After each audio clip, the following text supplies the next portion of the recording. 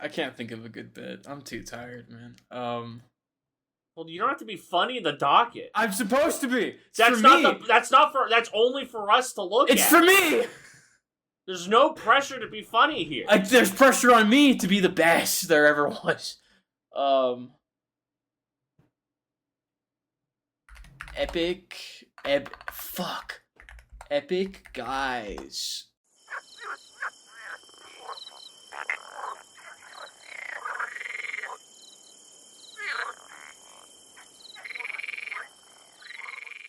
Hello, one and all, and welcome to the Bog Frog Book Pod. And as always, I am joined by someone who wants to fuck his brother so goddamn bad, James. What's up? My brother's hot. I don't know he's my brother. Are you sure about that?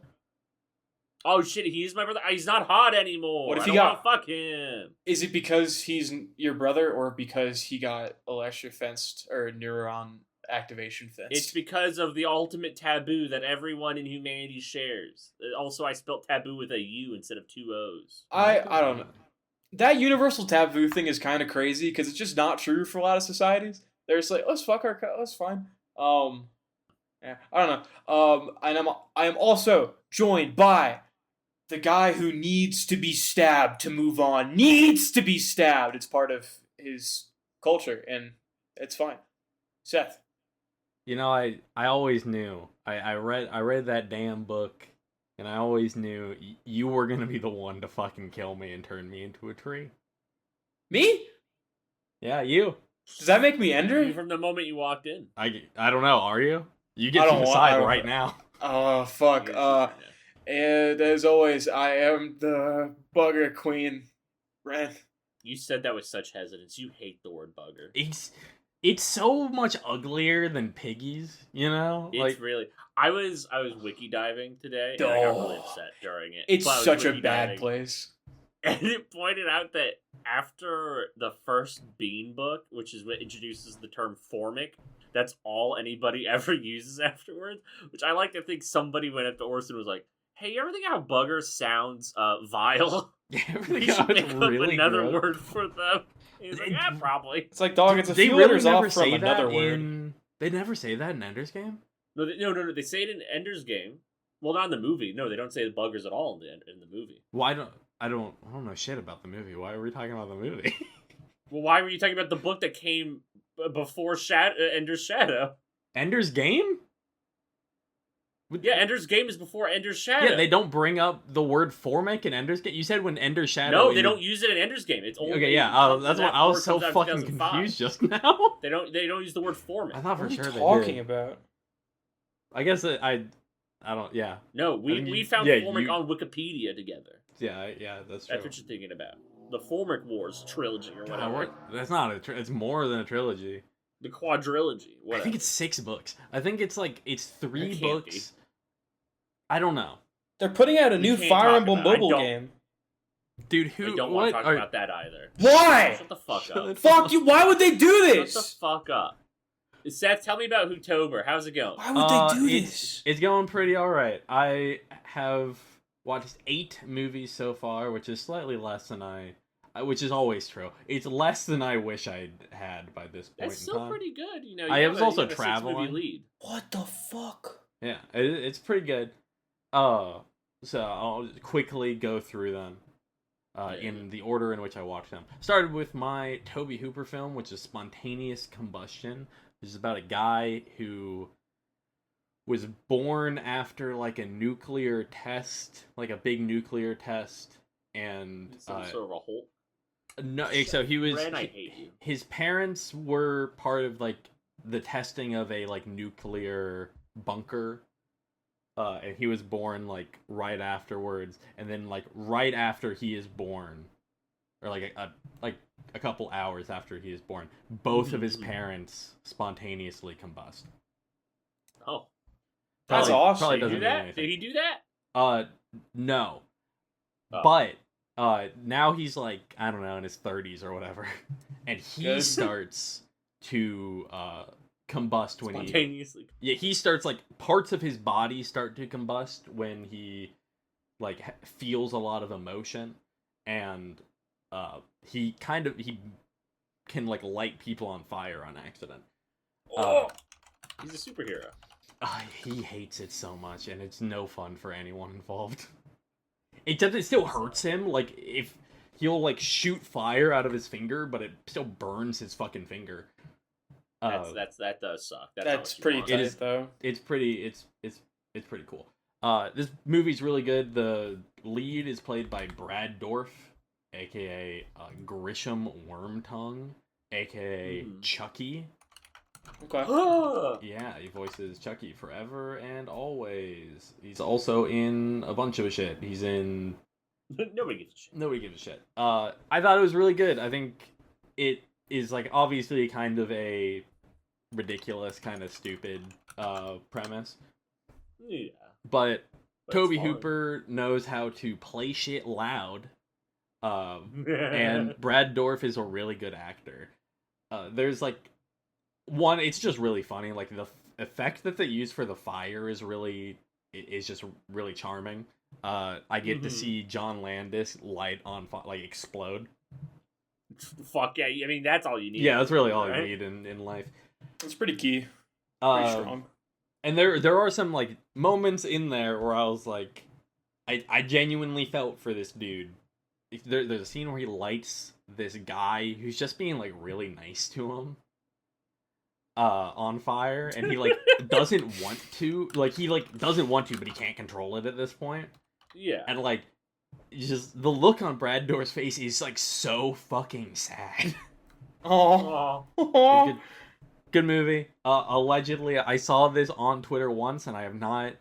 I didn't like reverse image search to see if this is like from anything, and I haven't gone to look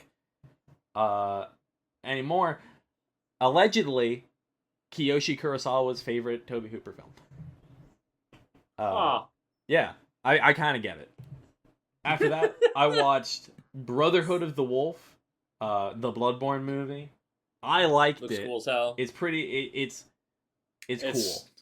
It's Ren not that hated Did you good. end up watching it? I really Ren didn't watched think it. it was that good. And he doesn't understand that it's really cool. And Oh, fuck you! All right, and man. that Continues to Steven not understand art. Vincent Cassell is really fucking good, and everybody does a great job. And I like the fucking kung fu. How do you add that many The cuts kung fu to in one goddamn scene, man? You have not watched action films from the early 2000s. I I watched Catwoman. haven't. It's good. Don't worry about it. It's Let me do it, you know, double check. watch it. I guess. I have. Christoph Gans. It's gonna be a Christoph Gans winter. We got Return to Silent Hill coming out January 26th. After that, I watched Psychomania, which is a Great name. It's a really good name. It's a movie about bikers who come back from the dead. Kind of like sometimes they come back. Except this one has shit to do with like Stonehenge and shit. Okay. That's fun. It is fun. It's a good time, good energy. I think it like there's a brief moment at the beginning of like the third act that I think is not super interesting. But it's also like it's like 10 minutes or something. It's fine. Good time. It's weirdly what is the word? There's not a lot of like blood or anything. There's not even a lot of violence. Like you get to see them being a fucking nuisance, but All right. they're not doing a ton. So it's a good time. It's a good time. Like show your mom. After that, I watched I will not show my mom. The Ritual, a Ren Good. favorite, I believe. That's Renslop right there. It is Ren Slab. Good movie. Kinda. I mean, obviously, I like the ending because it's got the big fucking critter. It's a good critter. It's fucking great critter. I don't love the like ending. I don't really give a shit about that main character guy. I don't give a shit about any of them. They're all nothing. Yeah, I don't really get so like him winning at the end. It's like, hey, who cares? If he had died, I would have thought, yeah, just a good movie, man. Yeah, it's like maybe even a little better. Yeah. But very good. I can feel that this might have had a little bit of inspiration on David Szymanski when it came to specifically Squirrel Stapler, and there are critters in Dusk that I think look. Critter? Yeah, there are some critters and critters. Squirrel Stapler, my beloved. I recently saw the Critters from Critters, and I said, "Oh, that's that weird fucked up doll my coworker had." Dude, it's good. I love the critters. The My Krites. coworker has one of those little critters. Well, former coworker, and she like kept it at her little area. That's good. Yeah, I liked it. The kids hated it. They found it really scary. As they should. Yeah, but like it's cool. Yeah, Ritual's very good. I liked it. Other thing I kind of didn't like is there's that woman who's part of the cult that just kind of explains what the cult's deal is, and I was like, I don't need that. That's the ancient woman. Yeah, like I don't need you to tell me what this is. I would have liked it more if you didn't tell me. But I think everything leading, I think it has a great build up. I think the payoff with the critter is really good. Good movie. Enjoyed it. And then I watched Jackals, which is directed by Kevin Greutert, Greutert, who has directed 3 Saw films, which is why he's on my radar. 2 of which good Saw films. 2 of them are the best, and one of them is maybe the worst. That's one of them very Jigsaw compelling. from the Book of Saw. No, it's Spiral from the Book of Saw. Jigsaw is God its own damn it. thing. Spiral. I like Spiral more than most people. No, I did not know.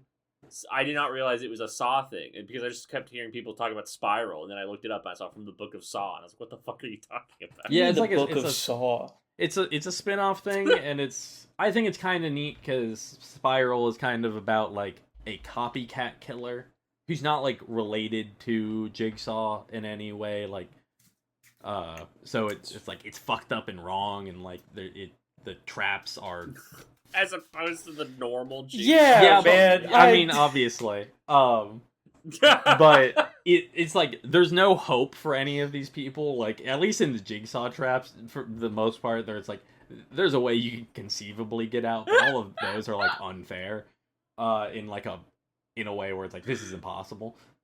Good bit, yeah. It's good.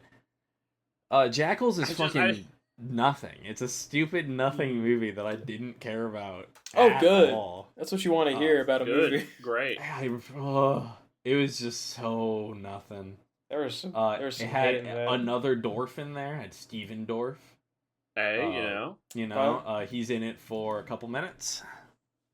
Hey, dude. It looks fine. Weren't there. It's a thing that looks fine. It has like a decent setup. But it just doesn't go anywhere, and I don't give a shit. I think it's really funny because it starts with based on true events, but that's just not true. Like, it's not even like the Texas Chainsaw Massacre, which is like vaguely, loosely inspired by like the Ed Gein shit. This is just like, it's just not true as far as I could find. That's good. That's a good bit. Next was Ozone, which is directed by J.R. Bookwalter, one of the Ohio low-budget horror auteur. That's your guy. I fucking love him. That's what you want. And it's about a Something cop deep in that. who gets injected with a new experimental drug called ozone that changes how he views reality and also changes him like physically. That's what you want. That's good. It's fucking crazy. This is like ideal you throw on a low budget movie from Tubi. Like, this is what you want. It's full of fucking crazy special effects. There's like a gladiator arena halfway through. Yeah, okay. Yeah. There's a fucking shonen. There's like a JRPG final boss at the end. That's fucked up. It's fucking good, dude. This isn't Bookwalker's most recent work, is it? No, his most recent work is Side Effects May Vary. Yes, that's what I thought. I wasn't sure if this was like a thing that had come out after that or not. No, this was 94, and then Side Effects. Oh, wow. Was last year. Yeah, dude, he's been out there.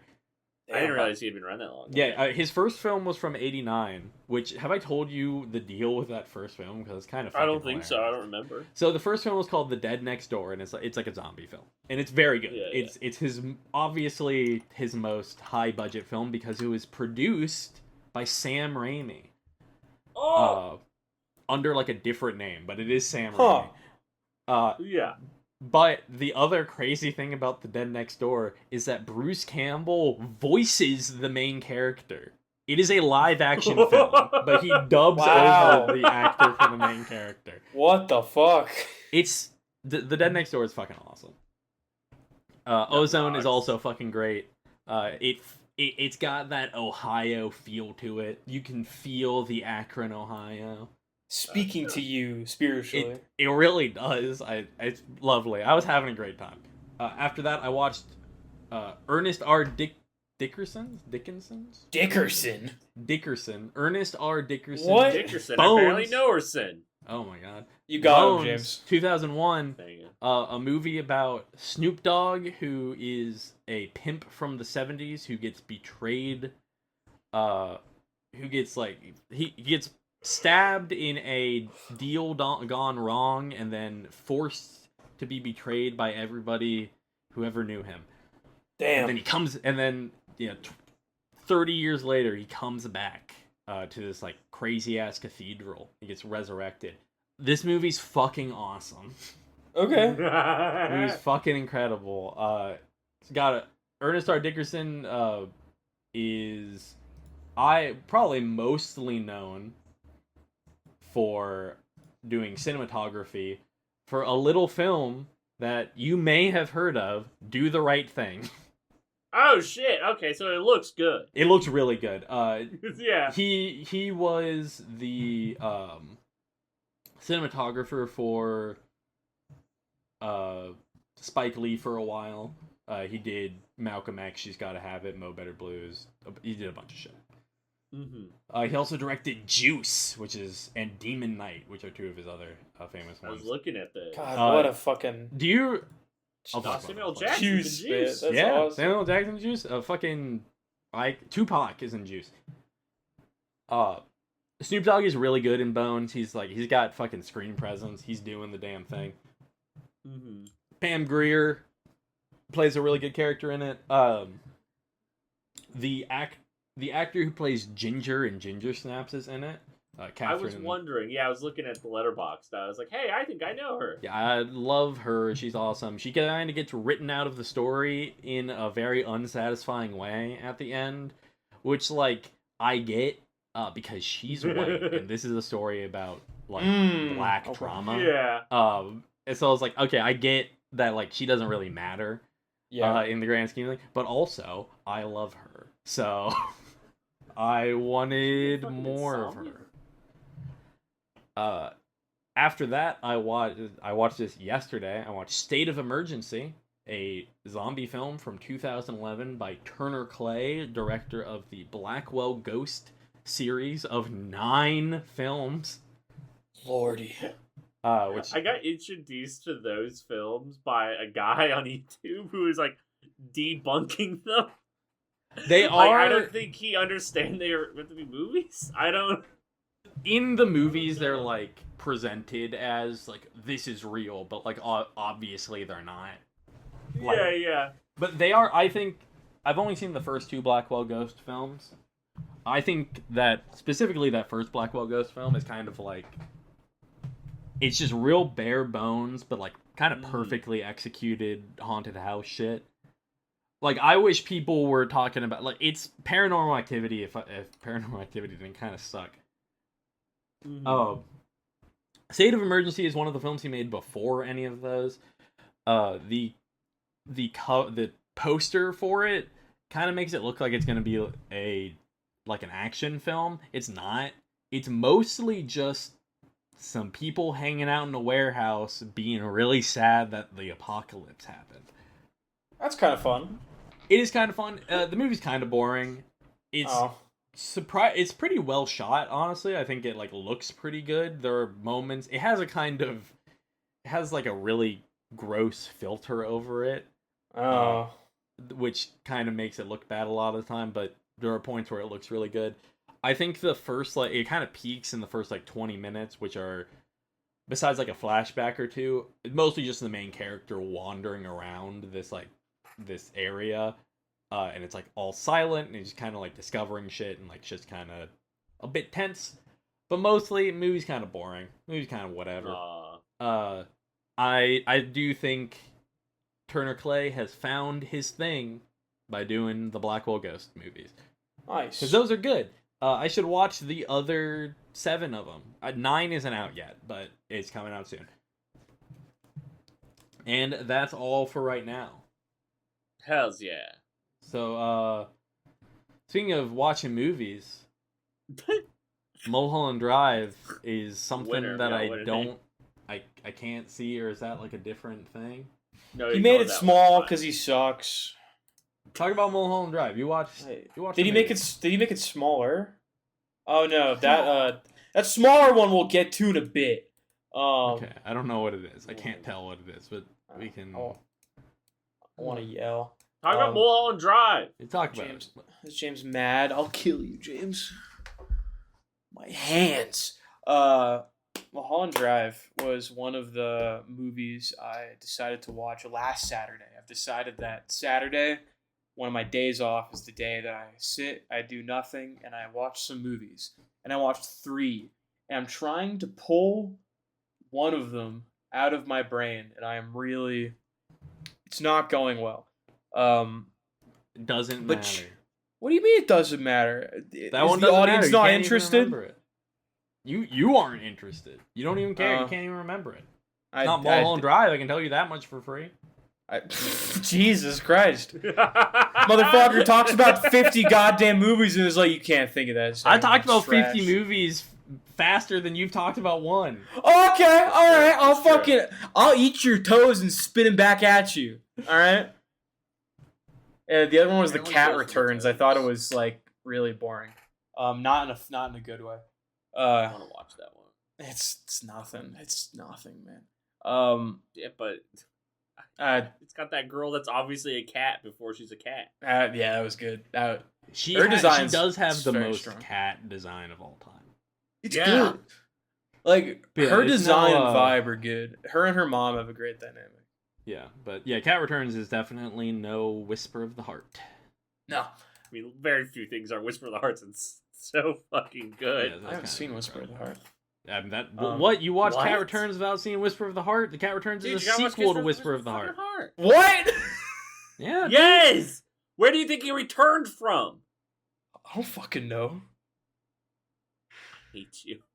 Go watch Whisper of the Heart. Oh, look at that cat. It's the same cat, man. Yeah, Whisper of the Heart is good. It's directed by Yoshifumi Kondo, who is going to be Hayao Miyazaki's like protege, but then he fucking died. Oh my fucking god. So sad.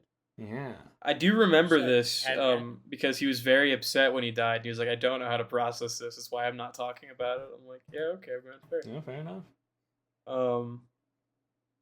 Anyway, I watched that, Havoc, which was fine, and Mulholland Drive, which is the best of the 3 movies I watched. I've decided before I go back and finish Twin Peaks, the 3rd season, The Return, I want to go through at least a good bulk of David Lynch's filmography. And I was like, should I go in release order like a proper adult human man? Fucking probably, but I'm not. And I started with Mulholland Drive because it was singing to me. Because someone was like, you should see Mulholland Drive. And I'm like, fuck it, probably. You're a huge Mary Hartman fan, and you knew that the Mulholland Drive TV pilot was like really inspired by it. No, of course, yeah. I was just like, I need to see where this TV pilot was coming from. As evidenced by what'll come up later, I was very shocked by development, despite having called it. And then James was like, "Did you look at the poster?" And I'm like, "Oh, I really should have done that. They may have helped with. It would have. It may have helped with guessing how this movie goes. I don't know. You haven't seen Mulholland Drive? Go see it before you listen to me talk about it, or don't. I'm not your fucking dad, James. Do you care? I'm going to spoil a lot of it. I don't give a shit. That's awesome. Yeah, you very. I really enjoyed that. You're led to believe it's a pretty standard narrative from the start. I really enjoyed that, and I like that little standard narrative of this, like, plucky woman coming to L.A. Dude, like, I'm gonna do the LA thing, and then there's a woman in her aunt's house. She's like, oh no, and we're gonna have some fucking hijinks. All while in the background, like horrible violence is happening at every turn. You're like, oh okay, I guess that's LA. That is and LA, actually. That's real. yeah, I really enjoy that this film hates LA less directly than Repo Man, but still very clearly. And I was having a time with that because I hate LA and I need every piece of media to be like, yeah, it's terrible there, man. It smells bad and it's hot. You want to die. Thank you, Seth, for posting David Lynch's 10 clues to unlocking this. Do you know about the 10 clues, Ren? No, what? Can I think read this them? is on the back. Yeah, you read these. I think these were on the back of the DVD. Is the back of the? I thought it was like an insert in the. It might be the insert. I have no I idea. think it was I've like never you opened owned up the DVD. It's somewhere. It's somewhere adjacent to the DVD. I just like movies that are open for interpretation in the same way abstract art only matters in its Number reflection 2, of the person. no disappearances of the red I lamp. I wanted to fucking read it, man. It's part of the bit. Dude, I'm gonna explode. I'm gonna die, James, and that's gonna be in your hands. What will you do with my blood? Pay particular attention in the beginning of the No! Please reveal before the credit. I'm gonna keep saying them unless you Notice start the doing appearance of the red lampshade. Number 3, can you hear the title of the film that Adam Kessler is auditioning actresses for? Is it mentioned again? An accident is a terrible event. Notice the location of the accident.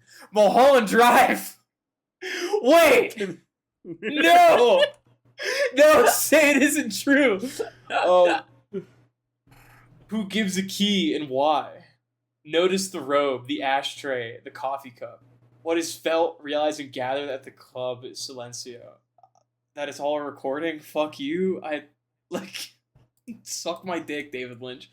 I'm sorry, he can't anymore. I wish he could. He's dead. You respect the dead. I think it would be good for both of us, man. Damn. Dude, all caps when you spell the man's name. David Lynch. Did talent alone help Camilla? No, nepotism. Note the occurrences surrounding the man behind Winkies. Where is Aunt Ruth? Dude, she's in Canada. That's what they tell you. I really like that photo of David Lynch down at the bottom. It's so good. It's so Kojima, bro. Kojima's repping his set, dude. Yeah, it's real. He saw Lynch pass beyond this mortal coil and was like, I must become the next David. Dude, David Lynch, literally until the day he died, some of the best hair in the fucking game. Oh my god, I'm crazy. Better than mine at 23. It's fucked up. Fucking crazy. Yeah, but he died. What really caught me not off guard, I was like at the beginning I was like, there's a lot of sexual tension here between the two leads. And I was like, I wonder if that's gonna lead to anything. And it did. And I was like, whoa, dude, I'm such a fucking film genius. I can't believe I guessed that. And then I was like, oh, James, that was like my best call ever. I like totally got it. And he was like, did you look at the cover of the movie, man? Or like, have you seen the poster of Mulholland Drive? And then in my mind, I was like, did you watch the film that you were watching? Because if you didn't get that, I think you might be stupid. And I was like, oh, so I'm not stupid. That's still good. But I guess I maybe was stupid for thinking someone else would get that immediately. I was like, the first part of the film was good. It was good. I was enamored with that second part. I was having a great time, having a lovely time. I think there's no scene in a movie I've watched recently as emotionally devastating as the cuck car. Oh my god. Dude, what the fuck? What the fuck scene is the really cuck car? fucks me up. Her audition scene There's makes a lot. my skin crawl. There's a lot going on there, man. I don't know what to do with it. Obviously, the man behind the Winkies is the best shit in the world. I love the man behind the Winkies, dude. It's good. And then So scary. the scariest old people of all time at the end. Oh my god! What the fuck? They crawl from under the goddamn door. Why would they do that? Who would do that? David Lynch, you sick son of a bitch. Oh man, I it'd be so fucking good. Maybe it's a time loop and all art's actually meaningful and that there's value in creation. I was feeling so revved up after that movie. There's so much beauty in making things. And my first thought was, I bet there are so many stupid fucking video essays being like, Oh, you know it. the true heart of Mulholland Drive. Hey, before there were video essays, there were just essays, and they were happening every day. I fucking imagine, like, deep in the forums, deep in the review journals, just being like, guys, I think we figured out David Lynch's freaking masterpiece right now, dude. Oh my god, I think we got it. It made me. There's so many of those for The Return too, and I every bet. one of them is. You know who has like surprisingly one of the better videos about Twin Peaks: The Return? No. I'm very curious. Red Letter Super. Media. That's impossible. Because I it's don't just think that's it's true. just Jay who is the best of them, the best of the main crew. Oh, and I don't remember the other guy, which makes me sad. But they're just like talking about it, and they're like, "Yeah, I don't know. There's no real point in us trying to like solve this thing. Well, let's like try to figure out like what's going on." Like they address it as like what's happening in the universe of Twin Peaks, That's and then good. what they interpret it to mean.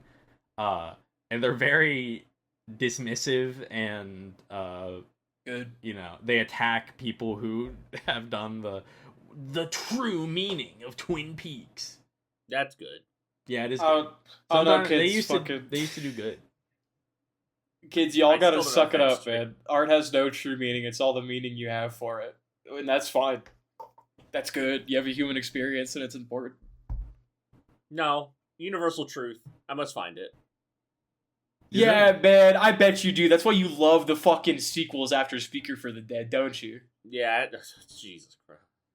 Yes, suck my dick. I got really upset. We'll talk about it. Oh, I was getting heated in my fucking last hour at work reading that wiki, just going, this can't be fucking real. This can't be real. Oh, that's bad. sci-fantasy's trash. What else is trash? This isn't trash. But it's felt like a good transition. Run it back, guys. Run it back. So last episode, my topic was Gintama, and I did a really bad job of talking about it. I felt really bad about it. I gave myself like podcaster yips, and I just couldn't talk about Gintama. That's so funny. And so I've been like psyching myself up ever since because I'm like, I'm gonna talk about it. I'm gonna do it good. I'm gonna fucking do it. I'm good at my hobby. So I'm back. This is your job. Back. We're fucked. Oh yeah, it's bad. I know. I'm running it back. I'm gonna talk about Gintama. Who's it I've made been by? reading Gintama. Y'all know about this thing? It's fucking awesome. It's about Pretty. an older man. He's not older. He's just older for Shonen Jump. So he's like 28, I think. Like Dead in the fucking ground for Shonen Jump, man. it reminds me that Jintoki. You can't send that. Fuck you, Seth. Dude, he's trying to focus. He's gonna kill you. Seth is posting Bella Lugosi meets a Brooklyn Corona fan art. Oh, fuck. Chat. That's I hate hell. you. Oh, why would you do that to him, man? You Wait, killed him. Gintoki probably loves that movie. He probably. He does not. I do not think. I don't think it ever came out. I think Jintoki. We never got Monster Hunter. We got Monkey Hunter, dude. That's true. They That is true. fucking love Bella Lugosi meets a Brooklyn Girl. It might be the number one movie. Anyway, it's about Jintoki, a former samurai who does odd jobs. And then his buddy, who I don't remember his name, but he's got glasses. I've read 200 chapters of the thing. I don't know any of these people's names. I don't know. Shirachi. Sorachi, Yeah. right? No, that's the author. We're getting closer to the author's name. Who's the author? Go to my phone. Sorachi. His full name. No, who knows? It's impossible to say. I'm gonna find it. I'm Shinpachi. It's Shinpachi. Yeah, Shinpachi. Shinpachi's like the straight man. Hideaki Sorachi. There you go. Except he's like a huge nerd for this like idol character woman. He runs the fan group. I'm reading the arc I'm on is about that. It's fun. And then there's Kagura, who's a member of an alien space race who are super strong, but like are weak to the sun. Love But she it. doesn't want to fight anybody. She just wants to be chill. Oh, is that why she has the umbrella? That's why she's got the umbrella. All of her race have the umbrella. That's So it's smart. really exciting when a new enemy shows up and kicks their ass, and then you see the umbrella, and it's like, holy shit, another Yato. They're super rare. There's also a dog. That's crazy. What? I think more importantly than the dog, there is also a chicken. Who's Yeah, not Yeah, a but the man dog of the is like part of the crew in the. Yeah, that's true. Sadaharu, the Yeah. dog, who is big, who's also like a dog god. It's wild. That's What? wild as hell. Yeah, don't worry about it. Oh, don't worry about Sada- it. Sadaharu. And those are Sadaharu our is a main member and characters. pet of the Yoruzuya, Yeah. but is equivalent Uh-huh. to being their mascot. Kagura usually Uh-huh, takes yeah. care of him, but It's true. Sakata Yeah. Gintoki sometimes has to walk him, much to his dismay. He is That's also the true. savior of the earth. I don't know what that's about. Yeah, you Yeah, should stop. neither do. I stopped after I said that because I was like, I don't know. It's not surprising to me at all that somehow he ends up saving the Earth. Yeah, that feels real. He's that makes sense. He's an Inugami. What the fuck? Yeah, ain't that something? I guess. But the manga is mostly just like these three goofballs getting into trouble and pinging off of each other. There's also like the cops who also have a name I can't remember. But they're Shinsengumi? yeah, it's something like that. Which I really. Sorachi says that the manga was really struggling, like in the ratings or whatever, until he introduced those characters, and then he got really popular. I don't get that. I didn't like them. I actually found them really annoying at first. No, I really like the one that blows shit up. Yeah, Sogo. Yeah, Sogo's He's fucking always awesome. trying to kill Toshi or whatever his fucking name is. Nice. Yes, but over time I've grown to like them quite a bit, and I really like. So it's a comedy manga primarily, but it goes into like very it's got like serious arcs and like these serious moments. And from my understanding, I was looking at like a thing of like the arcs because I was trying to get a sense of some stuff. Sure. The last 200 chapters of this manga are marked as part of the same arc. I don't know how that could be. I'm That's awesome. excited to find Yeah, out. it's like I the guess. Shining Soul arc or whatever. Yeah, exactly. Yeah, Yeah. the Silver Soul. Silver Soul. No idea what that's about. I'll find out. Yeah, you'll find out in 300 more chapters. But I really like the cops that you're always hanging out with are like not the like actual police. They're like this weird task force sort of thing. And it's like you slowly reveal that they used to be their own band of like samurai that got like brought in when I didn't mention it. Aliens have like invaded and colonized Earth. And they like run Japan. And when Very that notable. happened, samurai were banned. Well, the swords that they carry were banned. So effectively, samurai were banned. There was like a 20-year conflict. And in that, this like samurai school was brought in to be like the police. And like the more you get from that time period, I find really fun. Like these characters when they were kids or like young adults like pinging off of each other is really fun. And all of the past stuff, I'm real into. I really like every little glimpse you get into like Jintoki's past because like he's obviously a monster, like not a war criminal, but like he's very strong. Like, and so like in these serious arcs, he's like a lot of it is basically structured around like we got to keep Jintoki away because the arc will end once he shows up to solve the problem, which is I think fun. I like that. Nice. He's so cool. I love him so much. He's got a great design. I'll He give him looks that. so good. I bought a toy of Fucking him because awesome. I was The toy just came liking in, him so right? much. Yeah, it came in. He's in my living room. I was gonna ask if he's staring at you right now. No, not yet. He's actually still in the box. I'm gonna unpack him when I'm in my new place, my new temporary place, and then he'll be on my desk staring at me. Do you have a desk there? I'll have a desk. Yeah. That worked out. I'm pretty certain it worked out. I'll Okay. talk about it Nice. later. But yeah, Ugh. I really one thing I keep thinking about a lot is the manga's relationship with the whole colonization thing, because there's a lot of tension in the serious arcs is usually like the anti-alien, anti-foreigners really, factions trying to like overthrow the government or take control or doing these acts of terrorism. And like you gotta stop them from doing that. And I find the perspective interesting because Jintoki is like one of these guys who used to fight. Like he fought for how many years, and then he's just kind of chill about it now. Like he's hit this point of like nihilistic acceptance of like, I don't know, the world is how it is. I just want to be happy with my friends, and I just want to live every day and I want to eat candy, and I want to be like, I just want to be happy to be alive. Yes. And like I can't kill it. I can't fix the problem, so I'm just gonna make my best life. And I don't know, maybe that's resonating with me in a way right now. It feels nice in a way, even if I don't think that solves the problem. It is a nice way to live. And also, like, I don't know, I just find that interesting in the terms of like this is a story about Japan being colonized by an outside force. Maybe being raised by a Japanese person, maybe they have thoughts about that. And you don't usually get the thought of, I don't know, I kind of like the stuff the aliens have brought us, and like I don't know, I'm happy now, and I'm like that's there's something going on there. There's a interesting thing he's thinking about and like interpreting through the lens of comedy, and I think that's very interesting. Yes. And I mean, again, there are these like serious arcs or whatever, but I haven't got a ton of those, just a few. Yeah. But it is, it's a consistent thing of like, just I don't know, life's good even if like the bastards on top are causing problems for us. Again, I don't know. I find that enjoyable. I want to say my favorite chapter. I can't remember the number, unfortunately. It's one of the lead terrorist guys. Kagazura?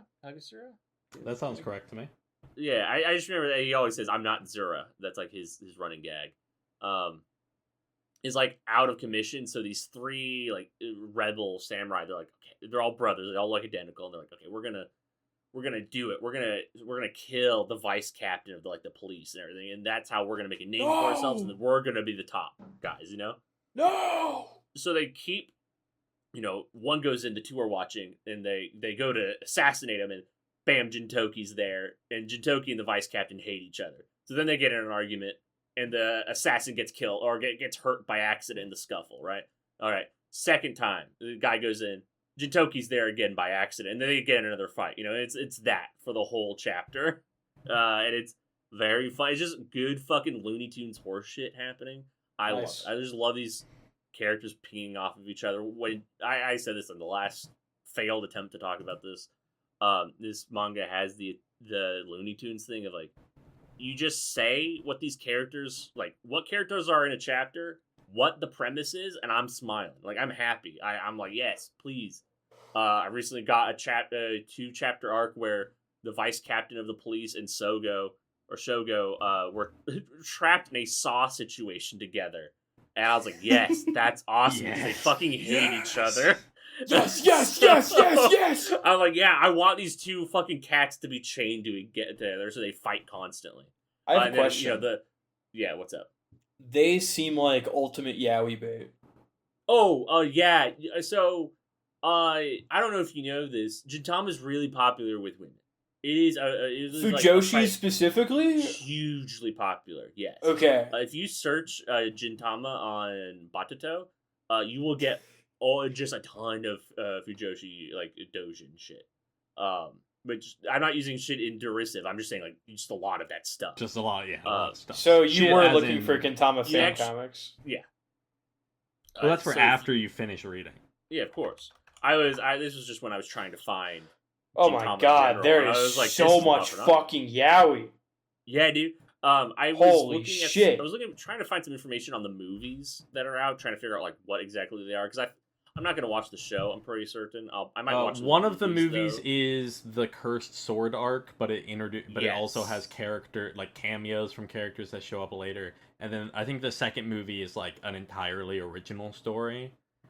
It takes place after a certain point. That's what I was saying. And then there are like the re-edit films that came out a few years ago. Yeah. There's also the live action film, which I've actually heard is quite good. I'm very interested in those movies, mostly just because, like, they're little standalone things. Well, a standalone thing, whatever. But in looking for the, like, info on the movies, I did find the Gintama subreddit, where... Thank you, Ren.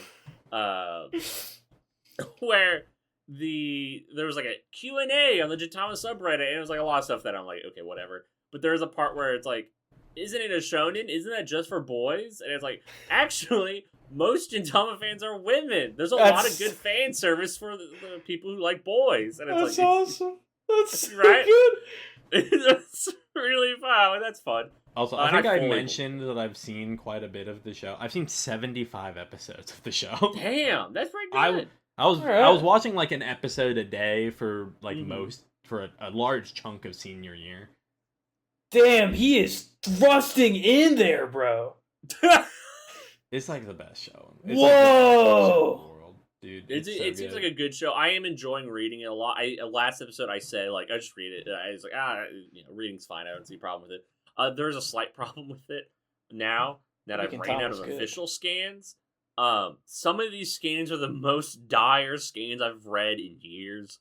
Yeah, that's what the you best sounded case like, scenario is some of them are like, if you've read Baki, it's like early Baki scans where it's like, wow, there's an image in there somewhere.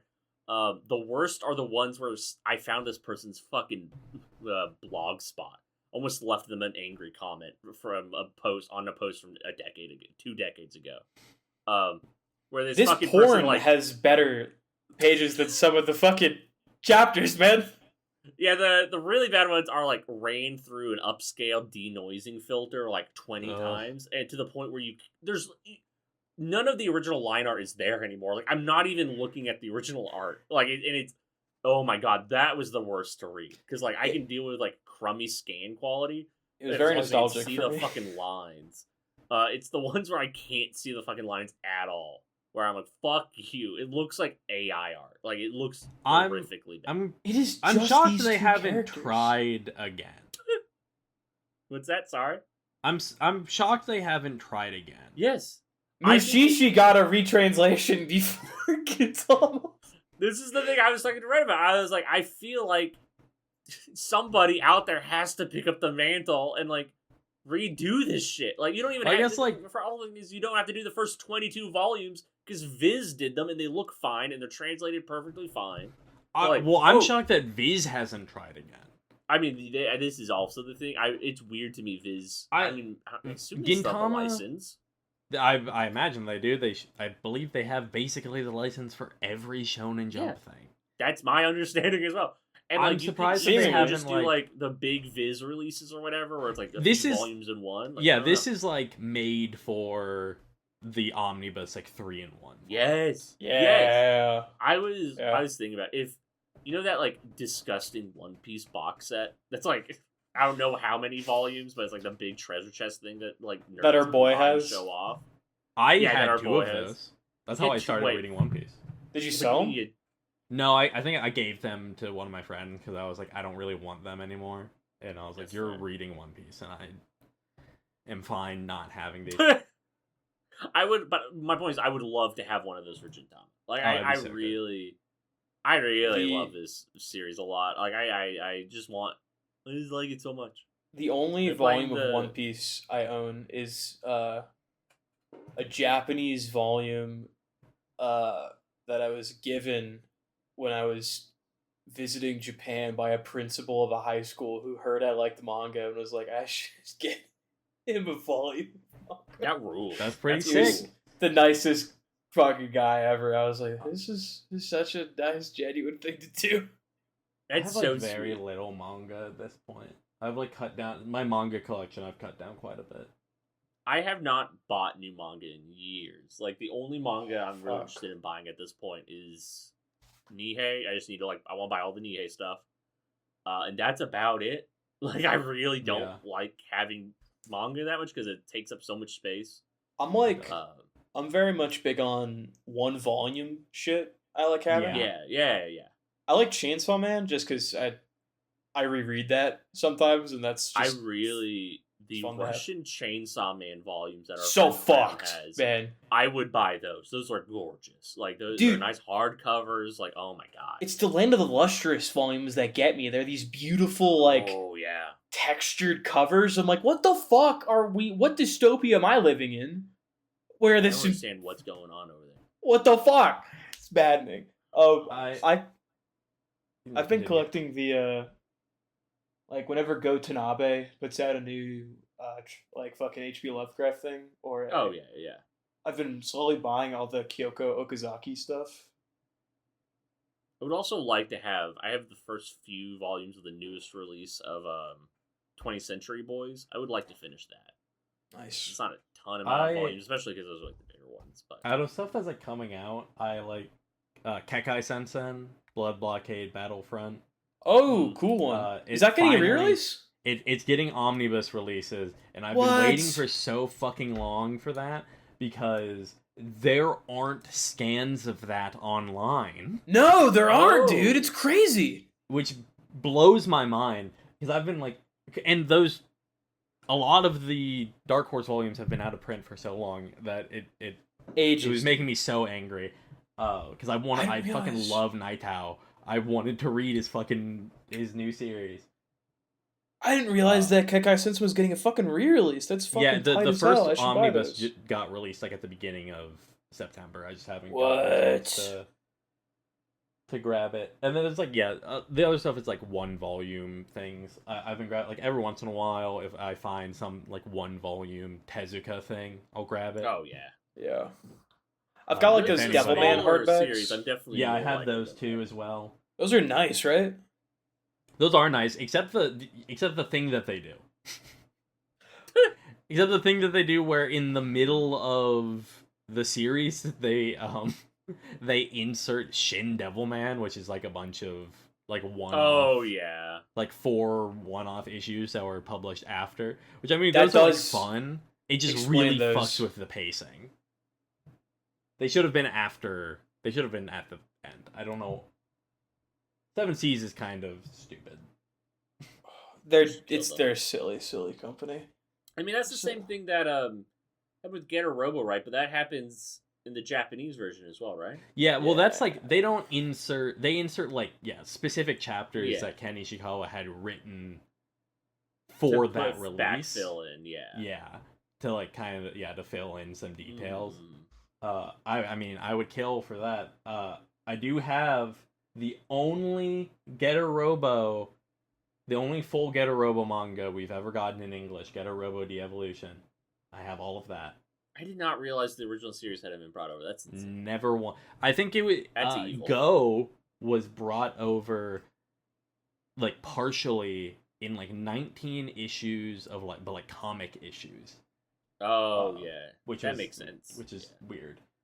Well, it's yeah. Well, I mean, I assume it came out around the time the OVA Yeah. came out. That was Yeah, around the time that they were just doing that, like Akira was Yeah. coming out at the same time. Like Alita did the same thing, I believe. weird. Yeah, what's up with that? One more Gintama thing I want to say. Sorachi's imagination is constantly impressive to me. Like, the world design of Gintama is very fun and interesting, like, to the point where it seems effortless in a way that I don't understand. So the whole thing is it's like the Edo period of Japan that the aliens Yeah. land in, and it gets hyper modernized to modern Japan in like 20 years or whatever. But like aesthetically, everything looks like Edo period Japan. All So of the good, man. skyscrapers have like pointed tops. All of like there's all the TVs have pointed tops, like their little houses. They look fucking. They're like the signs, where the little house thing. It looks fucking awesome, and it's constantly happening. I noticed it early on. I was like, well, that's cute, but that's not going to stick around. I'm He's a knower, 200 dude. chapters in, and it's still like that. I'm like, that's insane. And there's just so much effort, like background effort. Like, you could easily not think about it. I hope his assistants were paid okay. Is all I'll say. I Um, would have to imagine so at that era. one more thing. Something that you found really funny, and I just want to bring up because it's like on Wikipedia as a notable thing. Sorachi doesn't use screen tones. He hates them. He doesn't like using them, so he actively avoids them, which leads to his line art being very clean and Wait. What? Then why were those scans so fucking trash? I don't know. I think it's the grain of the paper. What? I think it's the paper grain. That's Like, so. because manga's printed so cheaply. I think that's it's what on it like is, the grain is. newspaper. Yeah, or I think that's what whatever. the There are deal is. such better Oh. ways to do that than the noise filter. These people Well, you know, are it's psychopaths. 2000 Well, yeah, these are 'cause from like there's 2009. There's It's never been a Photoshop! good reason to use the noise filter. I'm sorry. Just keep it well, in. I disagree. When you're, at least in this case, It- when it comes to anime and manga, I don't think you need to do it. And scanlating, no, you don't gotta do shit. Fuck, man, it was 2009. There are still people can pirate Photoshop on like fucking LimeWire or something. I think the issue is not that they don't have the tools. I think the issue is they don't know how to use them. I think it's a bunch of like college it's all students there. teaching themselves. Terrible. You know, these people are doing shit for free, but also, I wish they did it better. I really wish they did. The I screen keep looking tone at thing this. has led to a lot of night scenes not looking like they're at night, and That's good. am violently reminded that they're supposed to be at night, and I'm like, oh yeah, I forgot this was like at night. That was where that point was leading. That's what you want, man. It's very fun. There's like a whole like spooky haunted house chapter that doesn't read that way because it looks like it's middle of the fucking day because it's just evenly lit across the whole thing. Keep looking at very this fun. Doshin, man. This is something. Dude, there's so much of it, dude. There's so many. And here's the thing, I would never get to them. Like, I don't know what happens, but I would never get to Jintoki and the vice captain. Like, that's not the ship I would land on. That's crazy. I don't know. What ship I are you would landing on? I mean, obviously, vice captain and Shogo. Like, Yeah. they hate each other so much, and Shogo's like this little twink. Like, it makes the most sense. I Oh man, also I'm don't looking at think of this art and I Jintoki think it as, like- works. I mean, I trust the Fujo's instincts. I just would never get there, you know? One of my favorite posts ever was early in Kagurabachi's run. People were very worried about it. Oh, yeah. And someone reposted some fucking ship art and there's like, we're fucking saved, the Fujoshis found us. It's true. And it's been doing well ever since. I started That's all I'm reading gonna it. put out there. I'm like 5 chapters into that right now. Are you reading it? Yeah, I finally started. Oh! Yeah.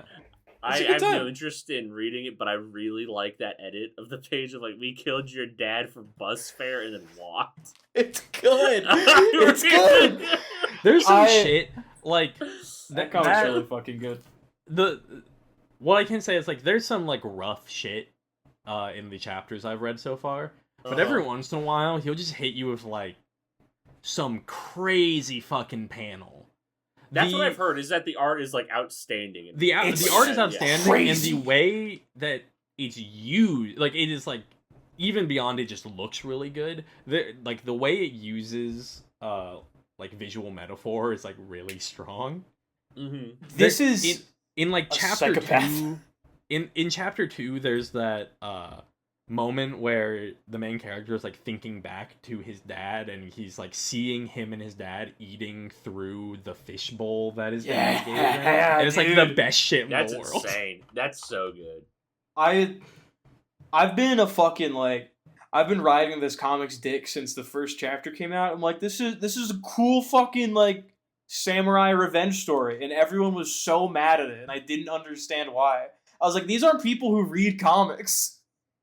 These are And now now we're golden. Now it's got the mandate of heaven. Horikoshi It just recommended people read it. I fucking bet it got that. It got one of the bookseller recommendations last year, and I was like, see, the people understand. They understand what a really fun shonen is. I fucking Exorcist Kyoshi didn't get it. That didn't get shit. We Fuck can't that do comic. this again. We can't do this again. I'm sorry, I can't. Yeah, we can't get into Jump. We Man. can't. really We can't. can't I just know, go I into know. all of the shit that happened in Shonen Jump again I know, for the it's second not episode in healthy. a row. It's not This is good the for power us. of It's Gintama. not healthy for the. No, We'll it's have good. we'll have another chance to do so in a minute. Yeah, yeah. Okay, yeah, sure. Kagurabachi's great. Everyone should read it. And You got anything Gintama, else of to course. say? No, I got nothing else. All right. So some more road back to Umineko. I'm closing Finally. in on being done with everything I wanted to do.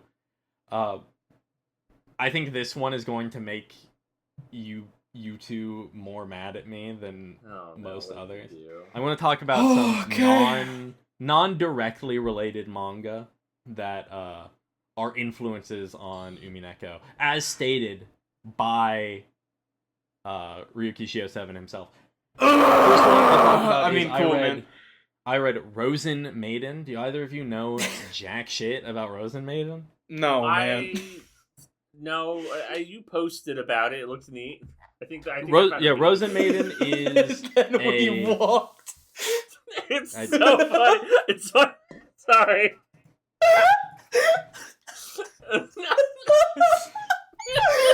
that was pretty crazy. Oh, Rosen Maiden is a I don't know how exactly to explain it. I guess it's vaguely magical girl, but like not really. It's a series made by Peach Pit, which Ryuki Shio7 is a big fan of, which is a kind of a Clamp-esque manga writing team, shoujo manga writing team. Rosen Maiden is probably their most popular one. The other would be Sugo Shara, I believe, which is a magical girl, a decently popular magical girl series. Rosen Maiden is about Jin, I think is his name, if I'm remembering correctly, who is a middle schooler who really likes sewing, and he does not like going outside. Some shit happened, and he has like locked himself in his room. He's taken care of by his sister, who he fucking hates. And he's just like, he's a hikikomori loser asshole fucking kid. And eventually he kind of stumbles upon this doll called a Rosen Maiden, and he twists the key, and he gets whisked into this conflict where there are these 7 dolls, these 7 Rosen Maiden, who are fighting to become the true Alice. Which is basically like a real person. As far as it's actually incredibly unclear what that really means. Kind of like Cats, the musical. Sure. It's like Alice in Wonderland, baby. Yeah, I mean, I think that's like, it's Poland from that, but also we don't know what that means. And it is somewhat about some fights between these dolls, and mostly about Jin just kind of learning to like be a person who cares about other people, and isn't a fucking loser asshole anymore. So Ryuki Shio7, in one of the, after every episode, like in one of his things, there is a like staff room specifically for Higurashi. It doesn't really happen in Umineko. Where he just kind of explains his thought process and like what he's kind of doing with any given chapter, and that's cool. Is like, I like that. Hey, it's incredibly charming. And for one of them, I think it is the Outbreak chapters, which you can read in, which is like an AU Higurashi crew fighting like a zombie apocalypse thing. Which you can read in Higurashi How Plus. I believe is that one. It is one of the staff rooms in that collection of things, where he says that he wanted Umineko to be a combination of Rosen Maiden, Toho, and the other thing I read, Dragon Ball. Rosen Maiden is good. Okay, now I fuck you suck. Well, I gotta get out of here, man. Real quick, Rosen Maiden is quite good. The scans go from decent to literally just like on like normally if you're scanning a thing, you like rip out the pages or like cut out the pages, so it's like a clean thing. This was like they just like smushed the Tokyo Pop volumes down to scan them, which is like not the worst thing in the world, but it could be better. It's very cute. It has an incredibly open-ended ending, where you don't really get to know, you don't really get any answers, but Jin goes through some shit, and I think it works for what it's doing. I think Umineko kind of pulls from this in the relationship between the main character Battler and various characters throughout its run, but most notably Beatrice. But Ryukishio 7 has also eventually worked with Peach Pit on a PSP VN that is not translated. It did get an anime which is translated, I believe, and I can't remember what it's called. I don't really care. No, it doesn't matter. It's not real. I can't experience it, so it's not real. Yeah, Exactly. After that, I read all of Dragon Ball. That's so much Dragon Ball, man. I was really is curious less than- what sparked you being like, I'm going to read Dragon Ball, because you like start posting. I was like, oh, that's fun. It's a good time. Yeah, fucking I Christ. want to know what he meant by. Well, also, I mean, I've been meaning to read Dragon Ball for like Yeah, it's most of Dragon my- Ball. I get it. Yeah, most of my Yeah, it's manga Dragon reading life. Did you just go through all of it? Like, Yeah, I went through like Yeah, he's done. original and Z. I finished what it. the fuck? That's It's crazy. It's only like it's like just over 500 chapters. Just It's over not- 100 chapters. What is your It's- fucking problem? for I a will- fucking shonen thing, Dude, you know? it's one that goes down smooth, but still, dude, that is a I lot was of traveling reading. a lot. It was fine. Okay. You know Dragon Ball is like really fucking good. No, it's trash. You man. hear- What are you talking I mean, about? this is the You hear thing they don't about want to tell you. They don't want to tell you this. Yeah, Dragon Ball is fucking awesome. I after reading it, I kind of want to murder Dragon Ball Z Abridged. Yeah, man. And also probably Super. Because the You main don't gotta thing, read any of that. have either of you read much Dragon Ball? Like, have you read all of Dragon Ball Ren? I have read most of Dragon Ball. I haven't gotten through all of Z just because I had watched the anime. I've read all of Super, When- and it's really not great. No, guys. What's up? When Toriyama died, I read a bit of original Dragon Ball. Mhm. And then, but in the past, I had seen all of, well, not all of, I'd seen most of the way through, like part way through the Cell Saga of Dragon Ball Z Kai, not the original Dragon Ball Z. I mean, you. I was being both of the best Z arcs. It's really good. I was being a scumfuck when Toriyama died. I do remember that because I was just like, whatever. Whatever. I don't know. I can't wait. Whatever, man. When Toriyama died, I What are you read like talking about? 60 chapters of Dr. Slump. His work is still there, man. Yeah, but Yeah, but it's he's it's not around. Toriyama. Mostly, I got sad because I was still enjoying his work via the Dragon Quest games, and now 12 is going to be the last one that he ever did design work for. That's fair. And I look That's- at that that's fair. Dragon Quest 7 remake, and I hate it. Yeah, I get really angry thinking about that, so we're not going to talk about it. I genuinely think there are 4 arcs in Dragon Ball plus Z. I'm just going to say Dragon Ball and mean all of it, because that is, how it is known in Japan. It's easier for me. I think there are 4 arcs in that series that have, like, legitimate claims for... If somebody told me this is the best arc in Shonen, in, like, a battle Shonen, I would totally believe them. Like, I get it 100%. And it is... Sick. The Red Ribbon Army arc, I think, is incredible. I think that is some of the most fun shit in Dragon Ball. It's so good. That's the arc where we first get Big Ol' Ape, right? No, we technically get it, like, right before that. Okay.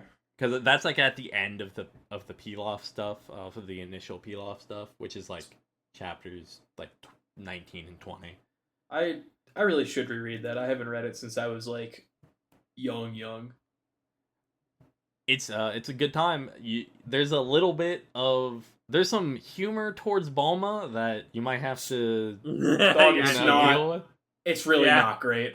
It is. Yeah, it's rough to get past. Like, chapter 1, we got Roshi going like, damn, 14-year-old. You're like, oh, God, man. you're like, get the I wish fuck you outta wouldn't here." do this. Like, please, for the love of fucking God, stop. Yeah, Roshi is so unfortunate as a character, but also I think it's so fun. I love when he starts training Krillin for the first time. It's some of my favorite shit in the world. It makes me really happy. I love Krillin. I love all of these goobers. Is the issue? I mean, they're kind of like hugely popular for a reason. Yeah, right? you could, if you could believe it. But Red Ribbon Army, which is great. Good. The Demon King Piccolo arc, which is actually my favorite arc in Dragon Ball. I think it's fucking awesome.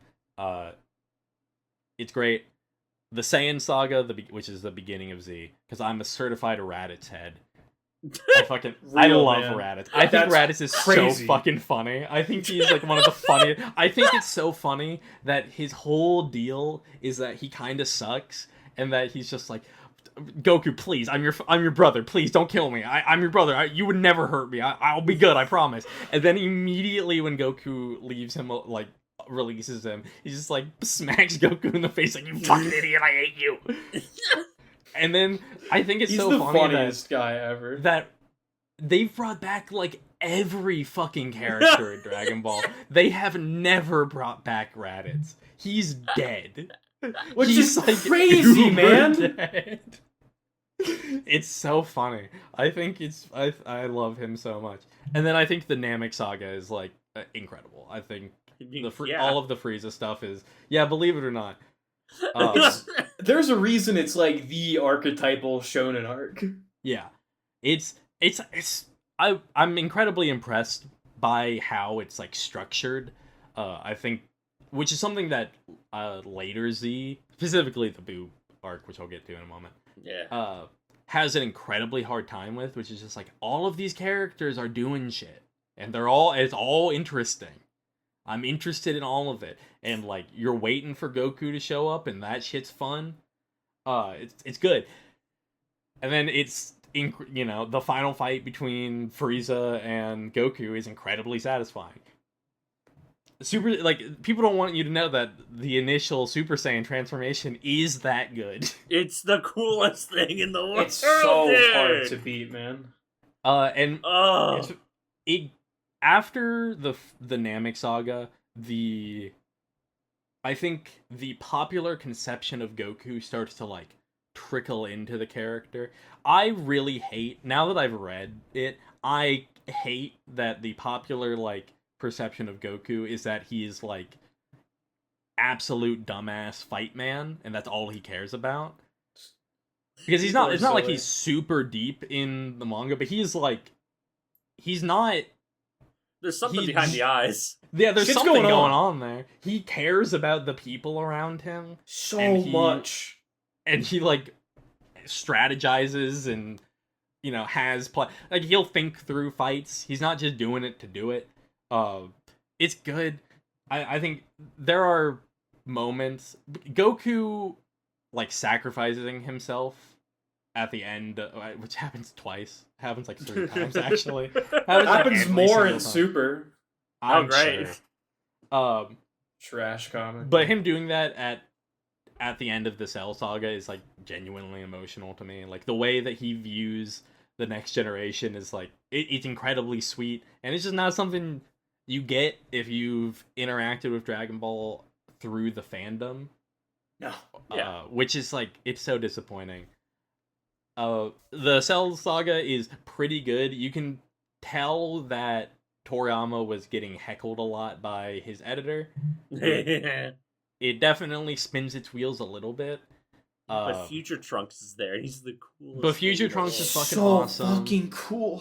All the stuff with Gohan is great.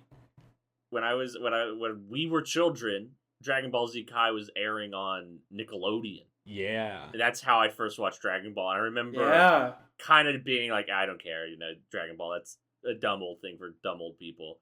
And then seeing the episode where Future Trunks shows up, and it's like, oh. You're like, hold on, this is the coolest shit in the world. I was like, holy when shit, I was a young boy, I would see fucking like I think it was like called The History of Trunks. As like an ad on Nick all the time, just be like, Trunks. Elephants are fucking like, stupid. I'm good. Like, Trunks, that's the coolest guy in the world. Look at his jacket and his sword. He has a sword. Yeah, it took until like early elementary school to be like, I freaking love Dragon Ball. And then I was like, wait a second, his hair is just like one of the options in Dragon Quest IX for your character. Wait a second. That's Hold so on. awesome. I Of course avoided that happened to Dragon you. Ball. I think I don't know if I've ever really talked about this, but as like an elementary schooler, I was very like anti-action. Mhm. What? Okay, I yeah. just didn't. I think well, I know why. It is because I wasn't a huge fan of things that were like, to me, like very traditionally masculine. And I Okay, kinda tried yeah. to like push against that a lot. I think so I like was in a similar boat. I wouldn't say I just liked action, but yeah, no, I definitely get where I you're like I don't think like there was action shit that I liked. I was a big Mhm. fan of like The Mummy, like the Oh, Brendan yeah, Fraser, yeah. The Mummy, and like I was watching shit. But a lot of like the stuff that was like aimed towards, I was like, well, I don't want to be like one of those fucking dumb sports playing men, Stupid idiots, man.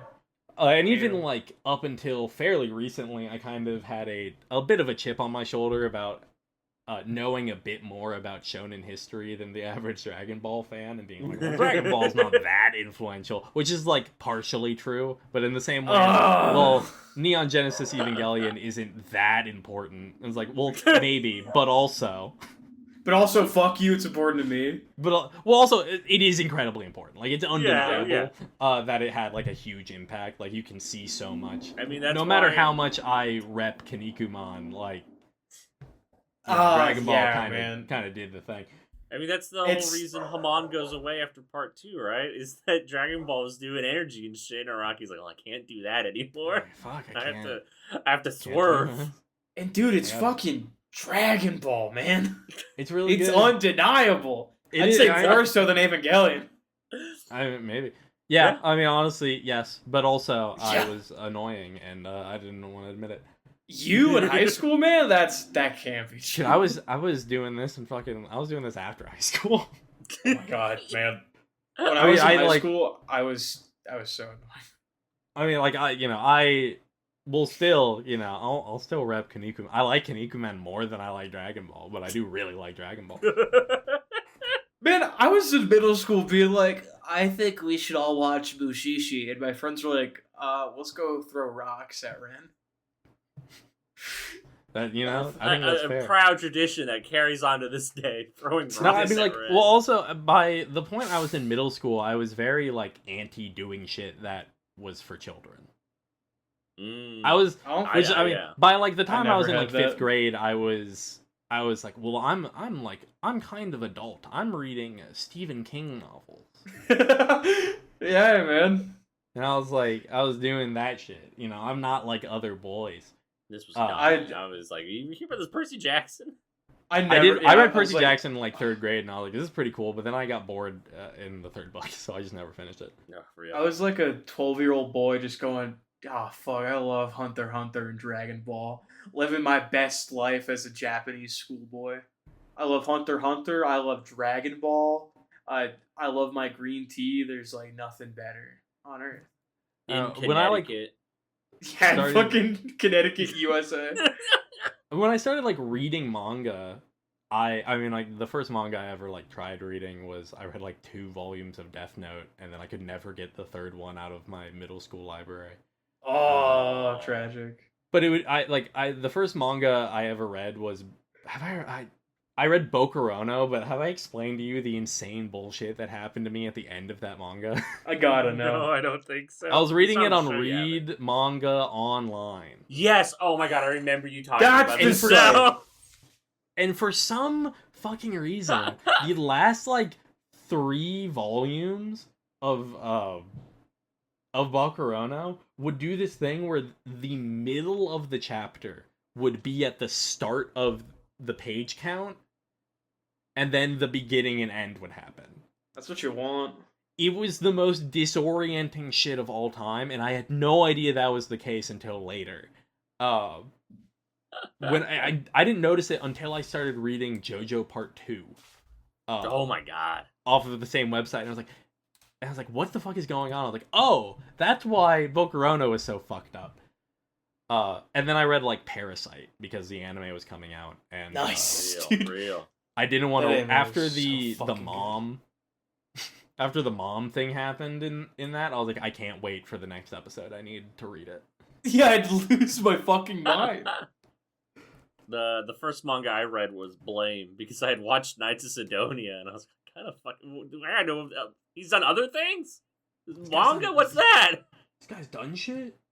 What the fuck? But yeah,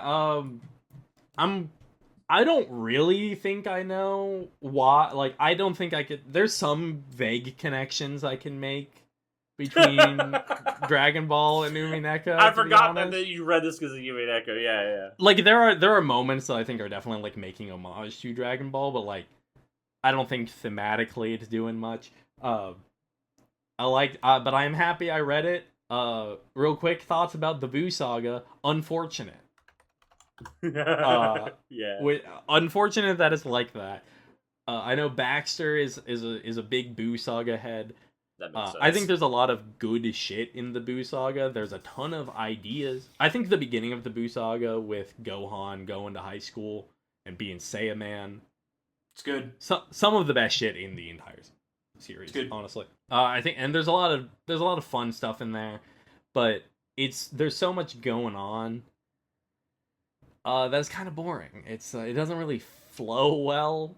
It's very in the manga. It's pretty fast, which is like, better than it is in the anime. I'm sure. I would much rather it be fast than be incredibly slow. Yeah. But I didn't really get like a ton out of it. I do think I think Dragon Ball ends very well. I watched 2 episodes of GT. How was that? No real opinions on it yet. Besides that, Dragon Ball anime sure is a lot slower than Dragon Ball manga. But I'm happy to see Pan grown up. I'm happy to see teenage Trunks. I'm happy to see adult Gohan. I'm happy to see teenage Goten. I'm happy to see all of the people that I know getting older instead of just right after the final chapter of the Buu Saga, but before the 10-year time jump that is the final chapter, which is how Super handles it, and that sounds fucking boring. I will end up reading Super at some point after I finish GT. That's my opinion on Dragon Ball. I can't fucking read or your next thing, but you've got the next 2 things. Yeah, I'm just gonna fucking yell about that so quickly because I was cut off so tragically. Right. What the fuck? New Fire Emblem game? What the fuck is this?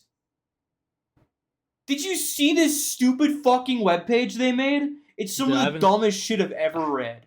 I haven't seen anything to do with. Let me pull up the Fire Emblem Shadows page. I want to read some of this fucking trash for you fucking.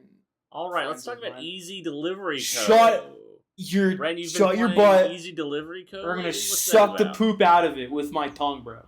All right, let's move on. Speaker for the dead time. The light hides shadows. 3 allies venture into darkness. One of them serves that darkness. Discover, deceive. Light or shadow, which will you face? I hate looking at this. Who made this? I don't know, some second-party company owned by Nintendo. Are you excited for them to appear as DLC in the next 3 Houses game? I got 3 Houses 3 years ago for Christmas. I booted it up. No, I booted it up. Got to the start of the tutorial and turned off my console. Oh, that's fair, man. Yeah. And I put it back, and I've never put it back in my system. I don't care. I look at it and I think about this is if I want to do all of this, it'll take close to 100 hours. And I think I've never beaten a fucking Fire Emblem game. Why would this be the first one I beat? Yeah, I've beaten two Fire. Well, I beat one. I love Fire Emblem, man. I've beaten one. I beat one route in 3 Houses and was like, this sucks. And I'm almost done with Echoes. I took a break because I played like 40 hours in a week. I do really want to play the Kaga games 1 through 5. I think I'd probably enjoy those. Kaga Emblem, probably the best games you could play. Yeah, I mean, Echoes is the only one that I've like genuinely felt the desire to go. Yeah, it's really good. It's my favorite one. I got it somewhere on my shelf. Maybe my favorite SRPG. I don't know. So yeah, beyond never beating a Fire Emblem game, I've never beaten a strategy RPG. Oh yeah, just like period. I haven't beaten a ton either, man. Like you put 50 hours in, and it's like I guess I'm fucking done. I'm so tired of this. Yeah, it's never like Fire Emblem's really simple in its design, which is like fine. But I've just like never really been super attached to that style. I wish I was, because I recently picked up BattleTech. That's you've been talking about it. I enjoyed the tutorial of that. I want to play more. That does remind me, the ones I want to try. I think Front Mission might be the one, maybe. My problem with most strategy RPGs is I find them really flat and boring. Like Fire Emblem, I think I've been told is the worst in this. But like that's why like I don't love these games, but like the XCOM games, I can play an XCOM and I'll like feel very engaged with that because you have to think about like cover and all this stuff. And that's just like not in a lot of these games. Like I had like a moment of rage in my heart playing Fire Emblem Awakening and being like, well, I'll put my archer on the high ground and the other guy won't be able to hit him, and I'm so smart. And then like terrain doesn't matter in that game. Like you can have a guy way higher than the other one, it doesn't matter. Terrain slightly matters, but only in the sense of if you're in the woods, it's harder to hurt you. Exactly, and I was like, well, I'm really high up, he shouldn't be able to hit me, and he got me. And if you're on sand, you move slow. And BattleTech has a lot of that. Like there's when you move your mech, you move them like a unit, obviously. And then you have to position the front of them, like where they're facing, because you have less armor in the back of your mech, and also like you can't see if your mech isn't facing the right direction, so you won't know an enemy's over there if you're not watching that direction. And I'm like, that fucking rocks. I played a little bit of like tabletop BattleTech one time. Somebody came to a local game shop to like demo it for us, and I thought it was very fun, but it's also very expensive. I have a coworker who is like trying to like BattleTech film me. Like he was the one who's like, you have to buy this game. It's $10 right now. I was like, okay, I'll try it. And he was like, yeah, when you like it, come to me. I got minis for you. I was like, oh my god, I'm not gonna get into minis. He's like, nah, we can steal that from Shell Genre 2. Yeah, this is the Range Touch minis. Instagram. This is mini ass minis, bro. This is for sick freaks. I think my biggest problem with BattleTech also is I don't like most of the mechs in it. Really, like I don't find them aesthetically ugly. Oh, I like the one that's literally just the Dogrum. There's one that's literally Dogrum. There's also one that's literally the Macross jet. My coworker was actually showing me that one, and he was like, "Yeah, they took this from Macross, but then they've changed it a little bit since. It's also like the worst mech in the game." I'm like, "What?" He's like, "Yeah, because it can be a jet or a robot." And it's really bad at both of those, so it sucks whenever you use it. I wish that's really funny. I think it's so fucked up that Macross has gotten like Americanized twice, but not as Macross. Yeah, right. No good. At least Battleship Yamato is still like it's still Star Blazers. Yeah. Yeah. I think Harmony Gold. I think everybody who works at Harmony Gold should be put through a wood chipper. Man, that's my It's your uncontroversial take. Yeah, it's my uncontroversial take. I think it's so stupid that that they will take SDF Macross characters out of Macross games if they want to release in the US. God, they're evil. There was like a shmup that came out that like was supposed to have, I think it was a shmup. Maybe it was like I don't fucking know. A Macross game was supposed to come out, and it was going to have, characters from every Macross series, and they had to remove the SDF Macross characters. because of Harmony Gold, and I hate them so much. And SCF Macross is so good.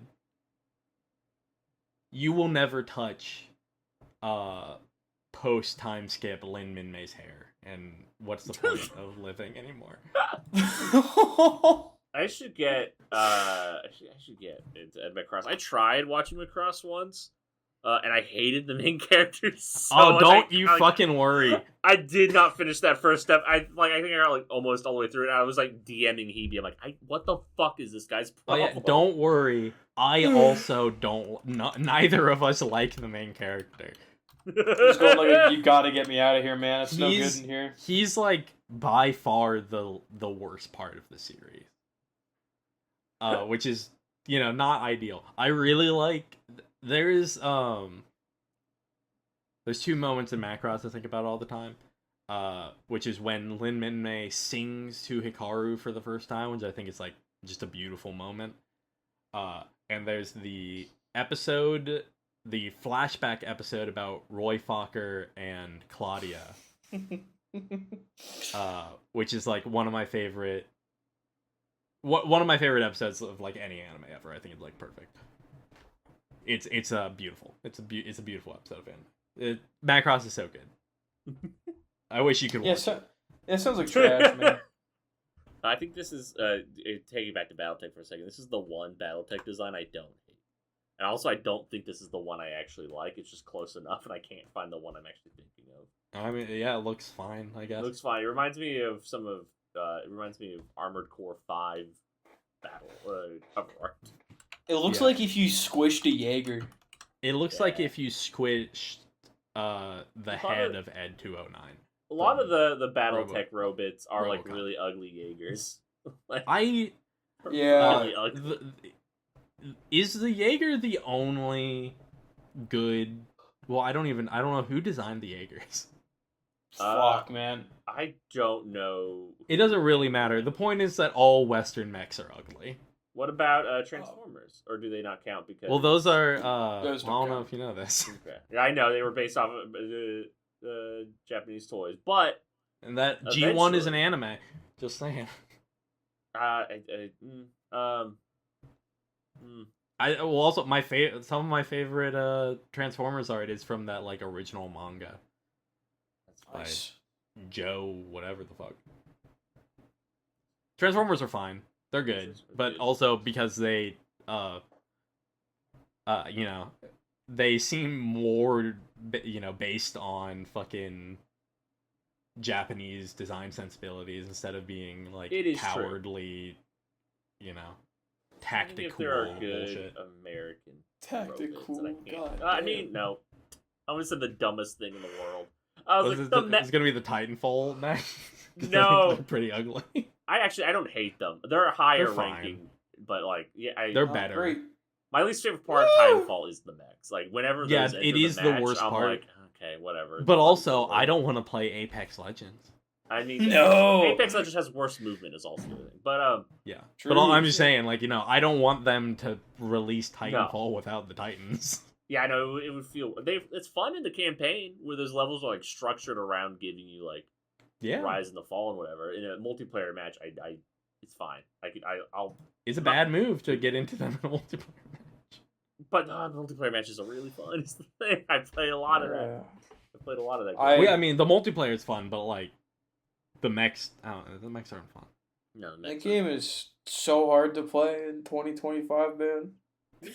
It's fun. It's fine. Just play it. It's I sometimes do it. I'm just like, are you man. bad? Yes. Sounds like a skill issue. No. Can you talk about delivery, easy delivery? I almost said delivery must complete.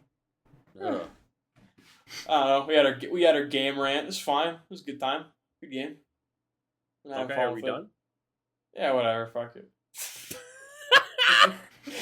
Awesome. Okay. Well, we're not talking about Easy Delivery Co. Let's No, we just did, man. It's cool. I like it. It's like a fine game or whatever. What? Who cares? Yeah, whatever. Look it up. If you want to know what it is, I don't know what it is. Look it up. Yeah, suck my dick. It's like a audience. strain game. Fucking go. We're talking about fucking Ender or something. A lo-fi strain game. Fucking hate that guy, man. It's strain game. I don't know. Let's talk about Speaker for the Dead. Let's talk about Speaker of the Dead. Let's talk about Speaker for the Dead. All right. Whoa! Whoa! Oh my god! Ain't that, That some was- shit? Ain't that some shit? What the fuck? It's horrifying. Did you think it was gonna go that way? A podcast with a fucking banshee. You should- no, I didn't think that Speaker Oh, for the did my Dead was mic gonna do go the that way. thing again? You made an insane noise. You're good. Like, you're I'm fine. good? That's what I'm saying. What the fuck about, dude? You're so. That was crazy. You're welcome. Okay. Speaker for the Dead. Speaker for the Dead. Good. Ain't that some Crazy. shit? Ugh. I was crying a lot. Let's cry a little. I were almost at cried. I almost cried a little bit at work. I'm also not a freaking loser, dude. No, yeah, fair enough. What happened the summary. in- I'm gonna do the summary. Yeah, what happened in the Summarize, last bro. 6 chapters? That's also half the book. Yeah, this That's is like, half the fucking book. and yes, this is like one of my shortest summaries. I wonder what's up with that. Huh. Miro Huh. and Awan again is spat before agreeing that they need to bring the speaker to meet the piggies. Meanwhile, Ender is busy rowing a damn boat down the river and chatting with Ella. Ella explains her frustrations with her mom and her research, which Ender appreciates greatly. Miro finds Ender and takes him to the piggies, where he gets yelled at by Human in a very powerful moment. While all of that excitement is happening, the mayor, bishop, and Theos, or leadership, convene and talk about how Congress is preparing to destroy all of their files and what they should do about it. They decide to DM Ender about it while Ender speaks to Marchow's death, revealing Noja's adultery and a bunch of other stuff. Miro takes it well. Ender realizes that the moment Congress figures out how dangerous the Descolada is, they're as good as dead, so they decide to rebel. During that, Miro embraces the Volcel lifestyle and almost dies. The family unit convenes to help him, and they go off to the forest for diplomacy. Diplomacy is achieved, and Ender has to kill Human. Afterward, Miro is left paralyzed, and Ender gives Jane over to him like a father and his daughter. The book ends with the Hive Queen being reborn. There you go. This is a good book, man. It's a good book. Once you read Speaker for the Dead, you'll never stop wanting to beat Orson Scott Card to death with your bare hands. Isn't it crazy when... How is he homophobic, man? Isn't it crazy when Ender scolds Wanda and Ella for trying to take away the bodily autonomy of the piggies, and he's like, they should be allowed to decide what they want to do with their own bodies when they can understand what's happening, and like, you know, they should be able to do all this stuff on their own, not without you. Isn't that crazy? It's so compelling when Shouter learns how like humans mate. She's like, that's disgusting. Why would you put someone through that? It's like, yeah, man, it's different culture. And that he's like, but gay people are a sin upon this planet. I really like Shatter. I really like her name, Stargazer. I really like her a lot. It's kind of beautiful. I like It's kinda every a time she beautiful gets book. upset, she like walks away and yells around the tree and then sits back down. I like that there aren't words in the male language to Yes. like Disagree. to disagree with the women. It's really It just good. doesn't happen. Yeah. Yeah, because it's like, why can't? Because it's like, well, like I can't say that, and it's like, well, why can't you? And it's like, oh, we literally don't have the words. Like, the language doesn't exist. I'm sorry. All that negotiating, the Ender, like, just leaving, being like, no, I'm not doing this unless we're perfectly equal. Fuck you. And everyone's like, no, go back. What are you doing? You're like, you're the worst anthropologist. He's like, I'm not a fucking anthropologist, you idiot. Oh my god, it was so. It's like so cathartic when the ending of this book is basically just saying the Prime Directive is fucking stupid. The Prime Directive Yes! only serves to enforce the monopoly of power. That this is that whatever the fuck the Star Trek people are. I don't remember. Well, the Enterprise is the ship. That's the ship. I don't remember what like their thing is. That's a Star Trek thing? Starfleet. Starfleet, yeah, Yeah. Prime Directive only serves to enforce the monopoly on violence that Starfleet has, right? Like, yeah. And he just starts asking questions. He just starts, and they knew all along. When the reveal that they've just been like jumping over the fence. I had the most fucking like chud biology major moment in my life when I was fucking reading that section. When the Pequeños were like, yeah, if you chew this, you'll fucking like numb out. And I was like, you fucking idiots, he's a human. It's not gonna work the same way. Well, And then it doesn't work the same way. I'm like, I'm a genius. And I they mean, talked yeah, about we that know- earlier with the Yeah, Amethyst. They had made it was too good for Lusitania, so like humans couldn't eat it and like get anything from it. Well, also, like, they kind of allude to that by the fact that they're still crying. Like, the Yeah. Peepo and Lebo Yeah. are both crying when they die. Oh. Because obviously it doesn't work. No, Yeah. They're they're still feeling the pain. Oh my god, that scene where they're like, "What's that? What's that water from your face? Why are you doing that?" And they're like, "Well, it's tears. You know, that's how we express Oh, grief." And they're like, "Oh my god, that's what we saw when we cut open Lebo and Peepo. Oh my god!" And they like start freaking the They're fuck like, out. we fucked up. We That- fucked up, dude. That, and then when they leave Yeah, the women's like space, the Mhm. mother's space, the grove. and they They're hear freaking the out. the scream after Yes. Human explains. That's what almost what got they me did. crying. Like that. Like It's so bowled me over. good. It's very impactful. I mean, what really got, which I don't think you mentioned this at all in the Yeah. thing, A very brief summary. but Ender having to seal the contract by killing Human. Yes. That's what got me. That fucking destroyed me. I was It's like, I was so good. sobbing. That's what had me like holding back tears at work as like someone is like about to come into the office to ask a question. I'm like, it's okay. I'm fine. Yeah. What So do you need?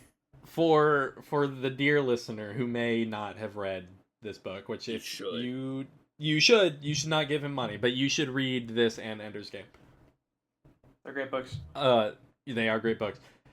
We learn that the tree thing is the piggies, when they die, they become trees that can speak to other piggies.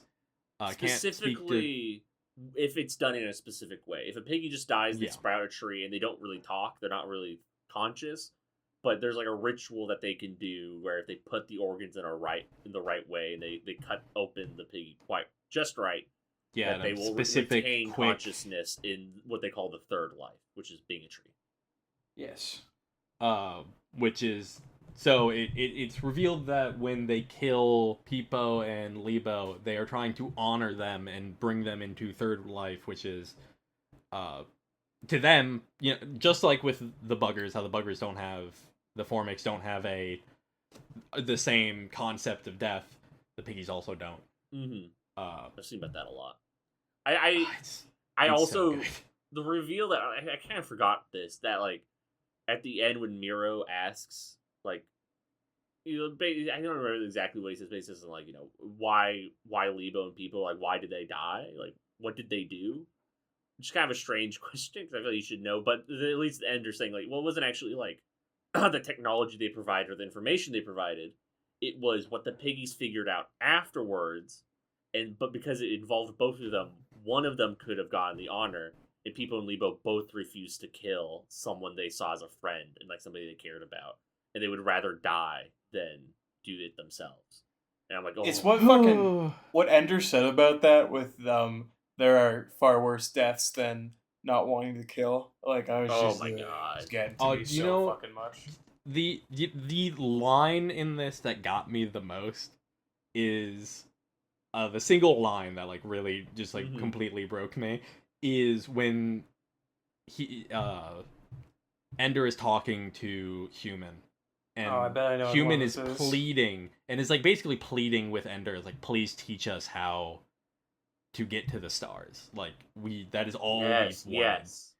And Ender is explaining like why humanity is afraid, and it's like they're afraid that at some point they're going to get to a new planet, and you're going to get there, and you're going to be there first. And he says, we don't want to be there first. We want to be there too. Nuts. Oh man. It's like, I love I'm gonna pull another bit because I wrote this out. It's when Human is like, you should write our story. Like the first time he mentions it, like, I write the stories of the piggies, and he says, I only tell the stories of the dead. We are dead, shouted Human. We are being murdered every day. Humans are filling up all the worlds. The ships travel through the black of night from star to star to star, filling up every empty place. Here we are, on our one little world, watching the sky fill up with humans. The humans build their stupid fences to keep us out, but that is nothing. The sky is our fence. And then, if we are ramen, shouted human to the speaker's face, then it is ours to decide, not yours. If we are Varels, then you might as well kill us all right now, the way you killed the Hive Queen's sisters. Like, that getting to Ender was just, it was also like... Especially because he knows that's Ender, right? Because the Hive Queen has been talking to the trees, and so the trees Yeah. have told them that this speaker is one, the speaker, and two, Ender the Xenocide. It's like, human knows what he's saying. The other humans don't get it, but he does.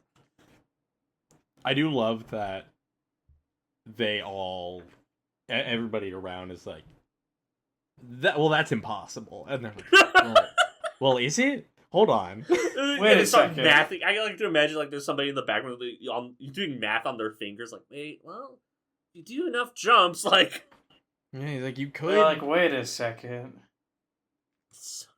Which is so good. Like, that's awesome. I want to go. Wait a second, shit. I want to go to the scene with Ella and Ender on the riverside when Ella is explaining like how the ecology of Lusitania doesn't make sense. There's another scene between them that I really want to talk about. We'll talk about. We can talk about it as well. But losing my fucking mind. I was gonna say, yeah, Ren. How did that hit you? How are you? I was like Ren, total Ren victory. So I was like, I think it was a Ren victory when I was completely wrong in my predictions because that means Orson Scott Card is a good writer. Actually, here's a fun fact. Okay. You're not entirely wrong about one of them. What? Yeah, you know how you were like Descolada is like a divine creation? Oh, come on. Fuck you. Dude, fuck off. We'll talk about it. We'll talk about it in the Xenocide. We're gonna get to that later, man. Like, we'll get to that later. Suck my... In this moment, suck my dick. Fuck you. That's terrible. Considering what we learned, fuck you, man. I thought we just had really cool... I don't want to hear about him anymore, actually. Well, I want to talk about Descolada, man. I was really... fuck this, man. Oh, god damn it. I was so upset at work, you guys. You don't even know. I felt really great when they're like, is it cloning? And I was like, that's what I thought! That's what I thought! And there's like, no. And I'm like, cool, awesome. There are more complex ideas here.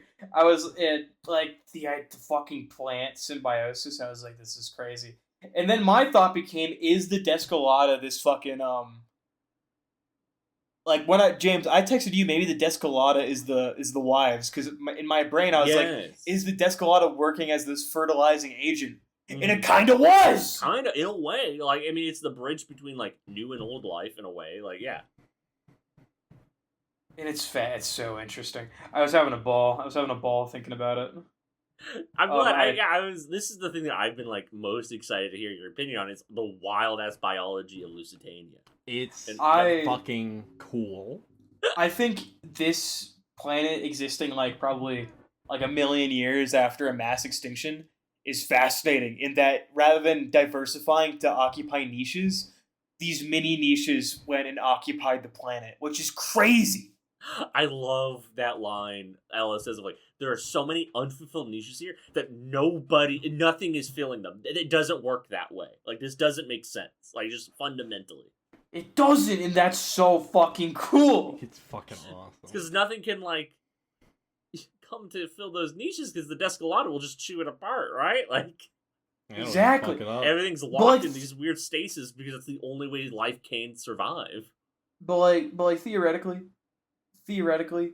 well, no, actually, no, this is wrong. Because he specifically mentions Descolada targets evolutionary function, so by not evolving, they're safe, which is it's fascinating.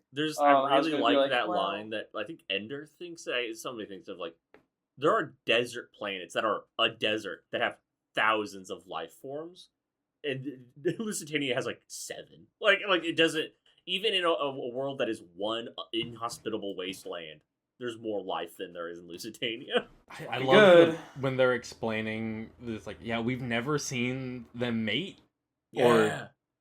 or do anything, but we know that they're being born, and we know that they do this thing that they go into the water Oh yeah, the water for no snakes. reason, seemingly. Oh, I Don't love come that. back out. They're talking about, like, the water snakes are like fully adapted for water. So why do they come on land, breed on land, lay eggs on land, and then like be born on land just to go into the water? Like, how does that work?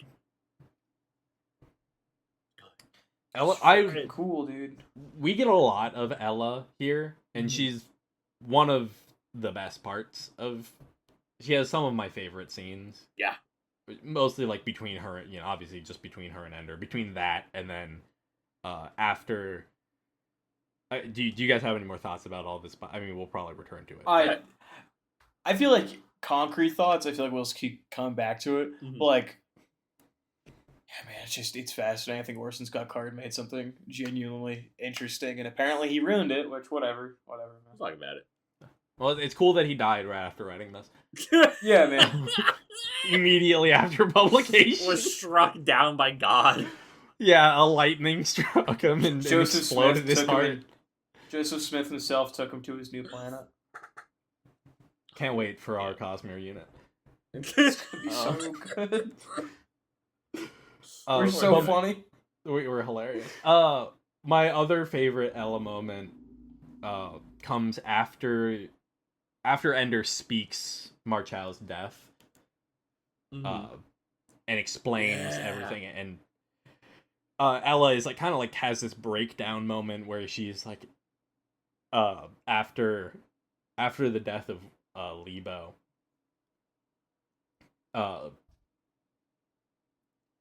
or no, it's not it's after Miro starts working for Lebo, and then after Lebo dies, there's that moment where after he starts working for him, after Miro starts working for Lebo, Noviha,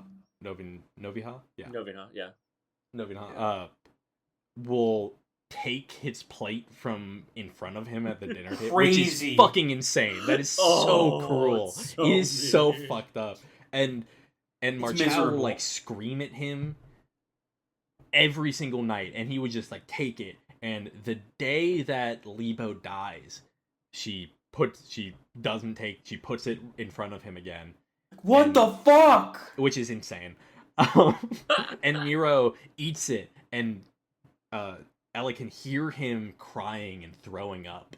Yeah, that night. Yeah. That night. And I'm gonna read a long... Yes, please do. That I have. And it's after she explains it to Ender, and Ender is like, yeah, you should have gone to him. A strange thing happened then. The speaker agreed with her that she had made a mistake that night, and she knew when he said the words that it was true, and his judgment was correct. And yet she felt strangely healed, as if simply speaking her mistake was enough to purge some of the pain of it. For the first time, then, she caught a glimpse of what the power of speaking might be. It wasn't a matter of confession, penance, and absolution, like the priests offered.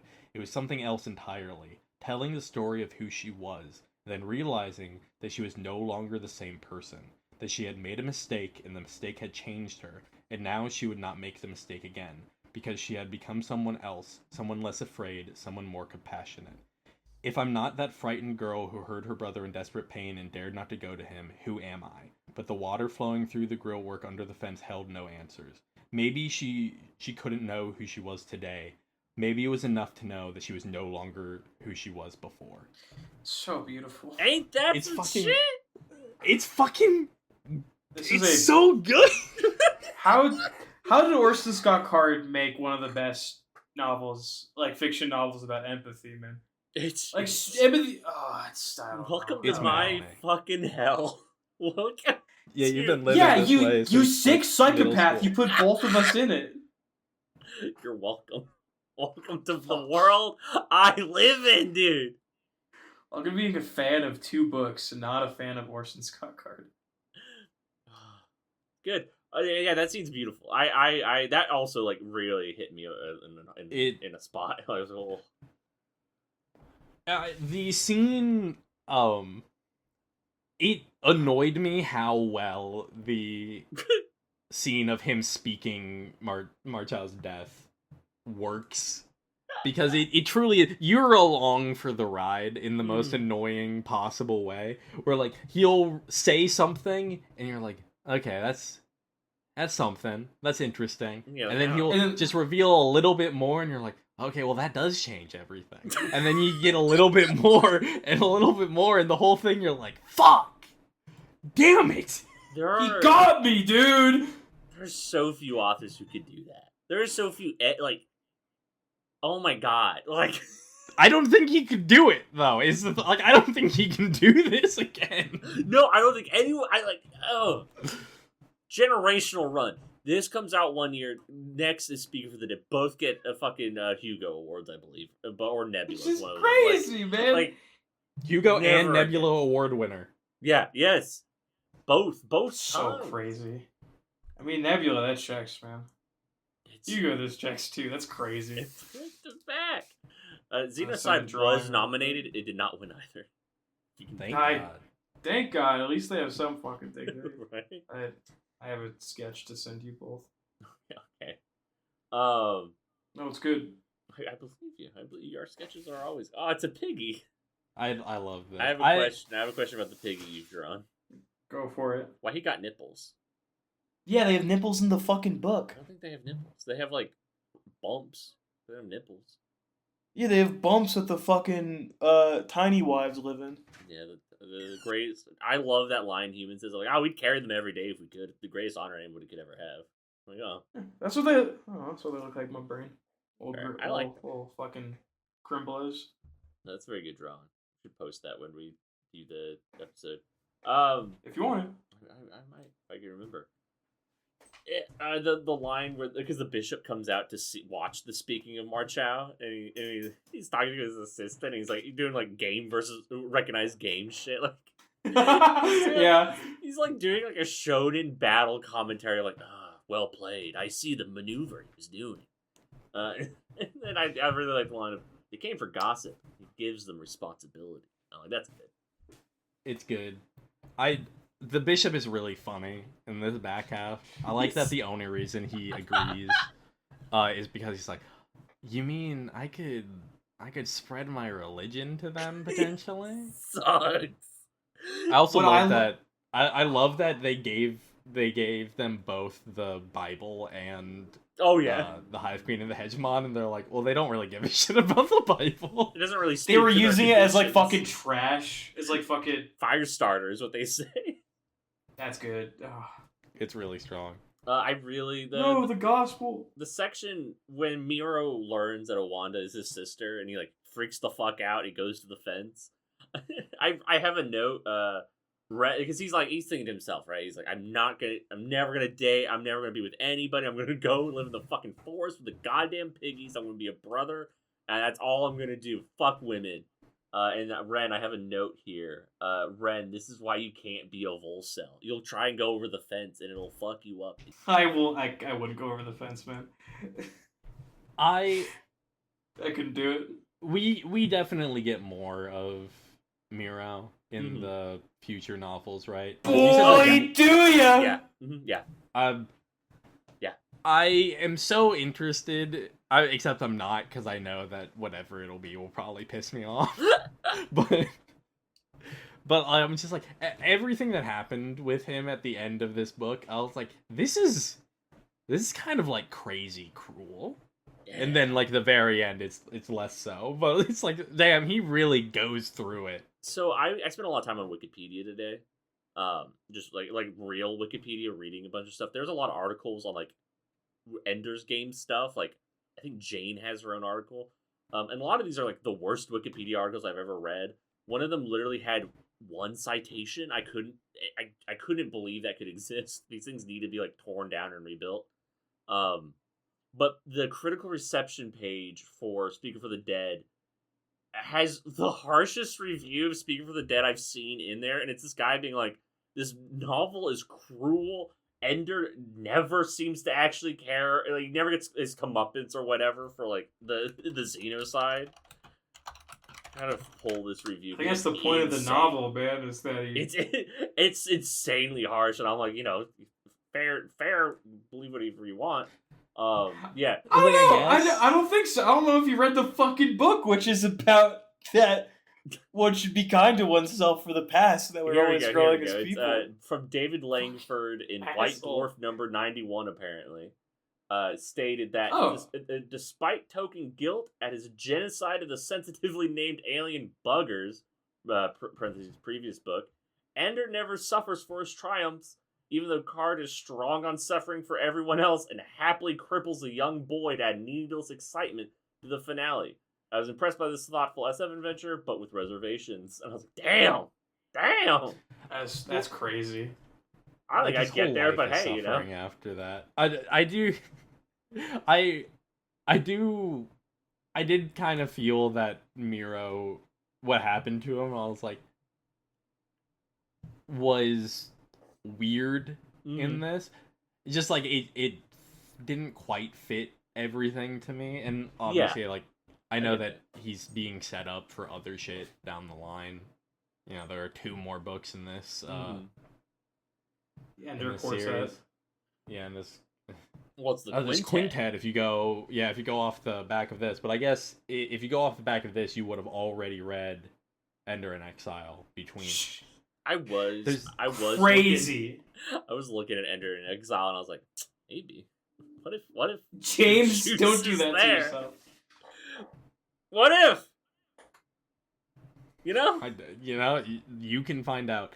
But It does ring weird to me. Just like it, not that I'm not that much of a plot cell where I'm like everything has to tie in or whatever. Yeah. But it's just like it felt like so mean to him. It is like a nuclear bomb is dropped. It's whoa, what the fuck? It's just like the stuff where it's like the sister that he didn't know was a sister just kind of moves on pretty much immediately. So mean, man. I do just really like I seething.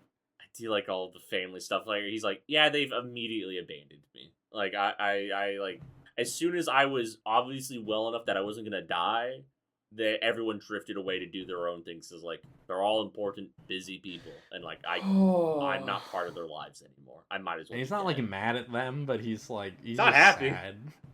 It's cruel. It's so devastating. There's a line that is used when Jane pops up for him like properly the first time that I really dislike. Is it about the breasts? No. Oh yeah, her small-breasted form. Yeah, I didn't love that. On a swing set or seducing or whatever. Yeah, that's the one. I have it somewhere in here. I was like, Orson, please stop doing that. Where the fuck is it? It's in chapter 18, I can tell you that. Okay, it is in chapter 18. Yeah, that's the end of it. She could have been sitting on a teeter-totter in a playground or on the edge of her lover's bed. That's what it is. Yo, bro. Hate that so bro. Much. We can't be saying that. Do not describe anybody like that. I literally just, I have that. it bracketed off and then just no. Was bro on the island? What? Yeah, I don't really love... Yeah, I don't love that. I do, however... The rest of that is good. Really like them to get... I really like Jane and Miro. I'll... There's a... I have to find the line because I quoted it improperly in my notes because I was typing on my ding-dang phone.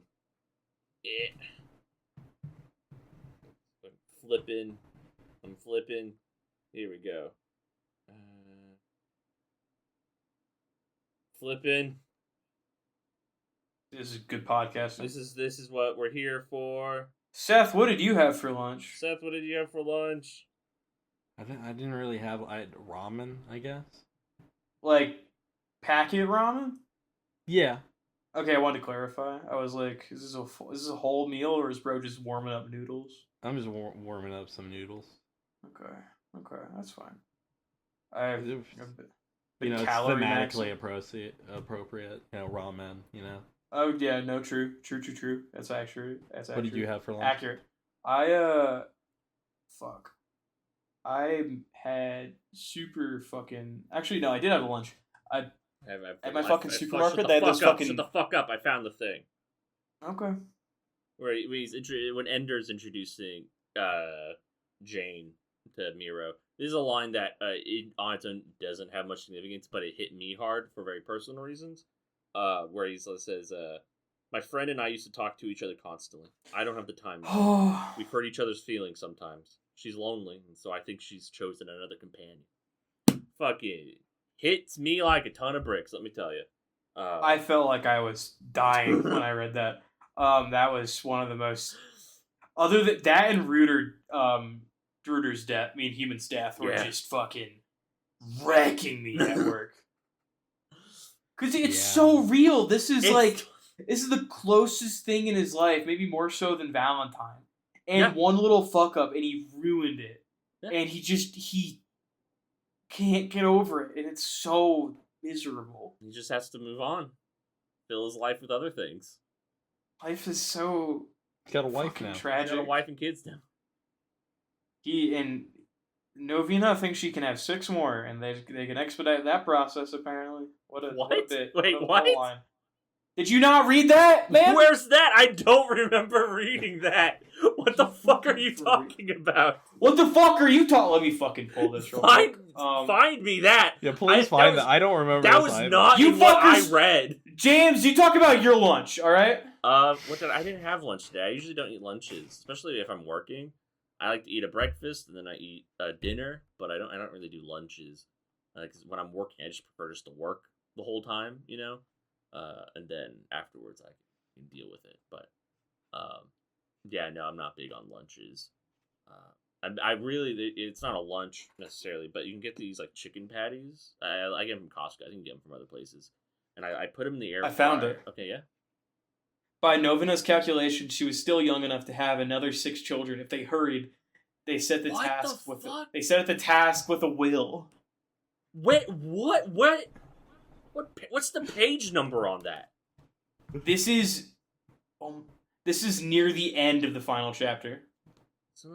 My 542. I don't have 500 pages. Oh, so I do not have that. They find them in the dank, humid air shell cave. I'm looking for it. That's crazy. Do you know if they have kids in... No, they don't. They don't have any more kids after this. I wonder... hold on. I wonder if that's edited out. Yeah, I wonder if that's edited out. Because there is a light revision in 91 when Xenocide comes out. Yeah, because I have the author's definitive version. I wonder if you are reading the earlier version. I could go... I'm going to be right back. This is also good podcasting. I'll be right back. I guess I can talk about what I had for lunch now. Yeah, you can talk about what you had.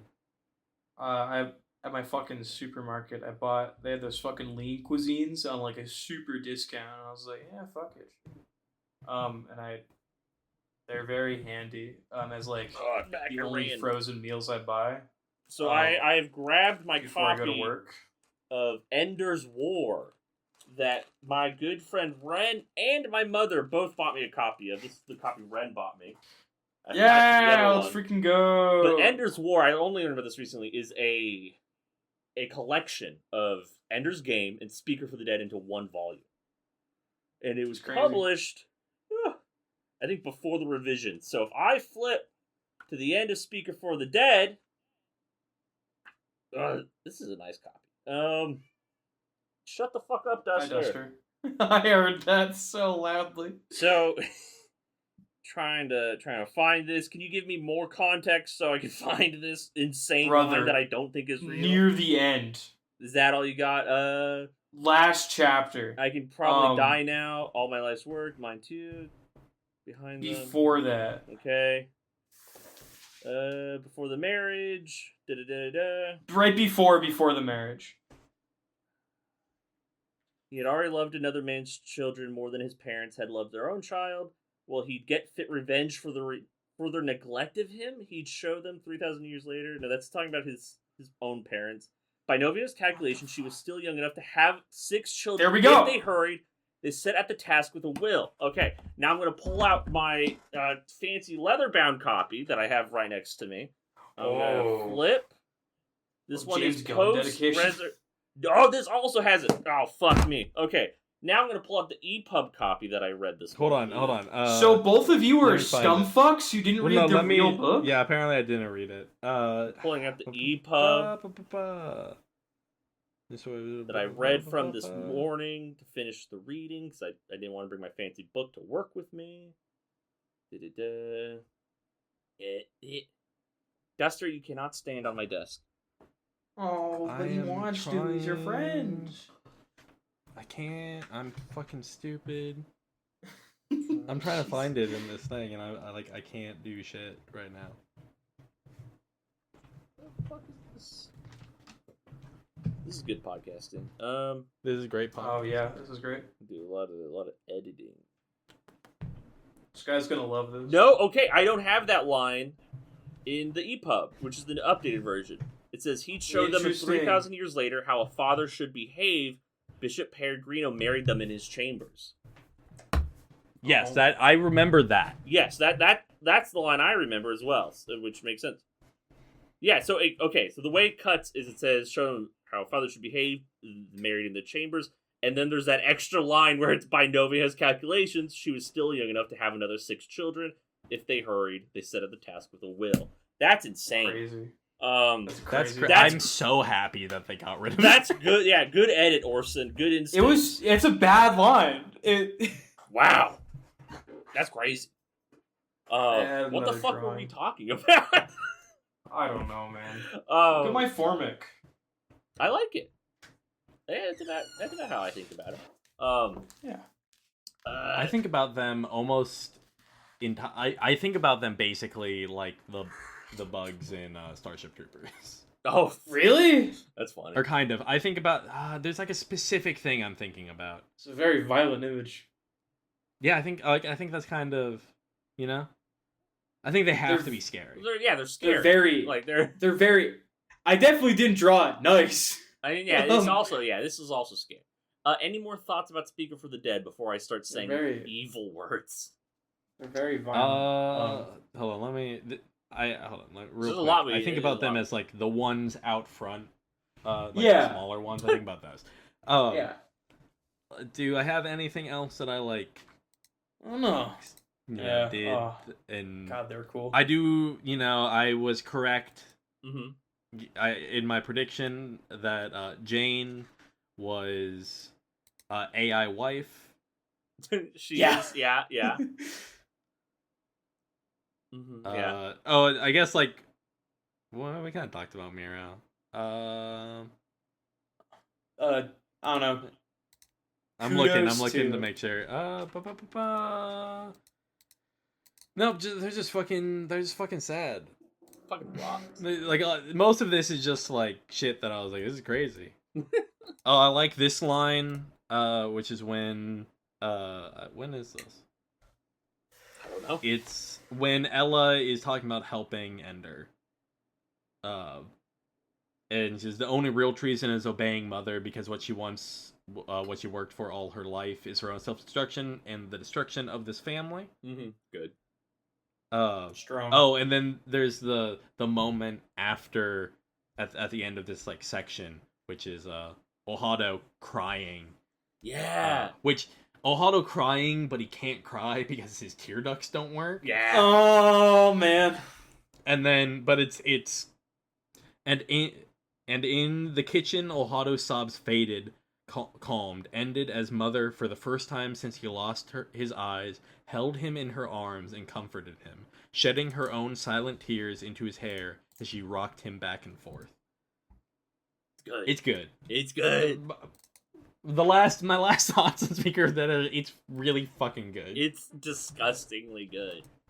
Oh, kudos to 80s Orson. Nothing else. Yeah, guy had the juice, like spit evil, man. 2 years. 2 years Touched by of being Joseph. really fucking good at this. Touched by Joseph himself to. And then had his power stripped from him. No, Duster, you can't be on my keyboard. No, let him type. He has words. If you're gonna sit on my lap, you can be nice, but you can't be. Dog. The fucking. What? Dude, okay, Seth, I also read some of the wiki last night, and I was having a bad time. Yeah, so I have can't some imagine. generalized thoughts I had written up at work. No, Dexter, you can't be there. Okay, you have to leave. Go. My butt out. So we've talked about it a lot, and I'm gonna preface this at the top. I know people who like Xenocide. One of them That gave sucks. birth to me. I know people who like Children of Mine. I have family members. I know people like these books. And I think they're entitled to their opinion. I think they're allowed to feel that way. I don't feel that way. I find lots of Xenocide like borderline offensive to my sensibilities. I have not read it since I was in middle school. So I might be wrong. I might misremember some of this stuff. Some of my wiki diving might have led me astray. So I might just not know. And I had never finished Children of the Mind. I read like the first chapter, got angry, and stopped reading it. And so there's stuff in there that I don't know much about. And I'm also going to talk about some stuff that I was reading from the most recent book and stuff that was also making me upset. Which again, I've not read, and I really have no intention of reading. If you like these books, more power to you. Not for me. I can't do it. I'm going to be really mean about these things now. Awesome.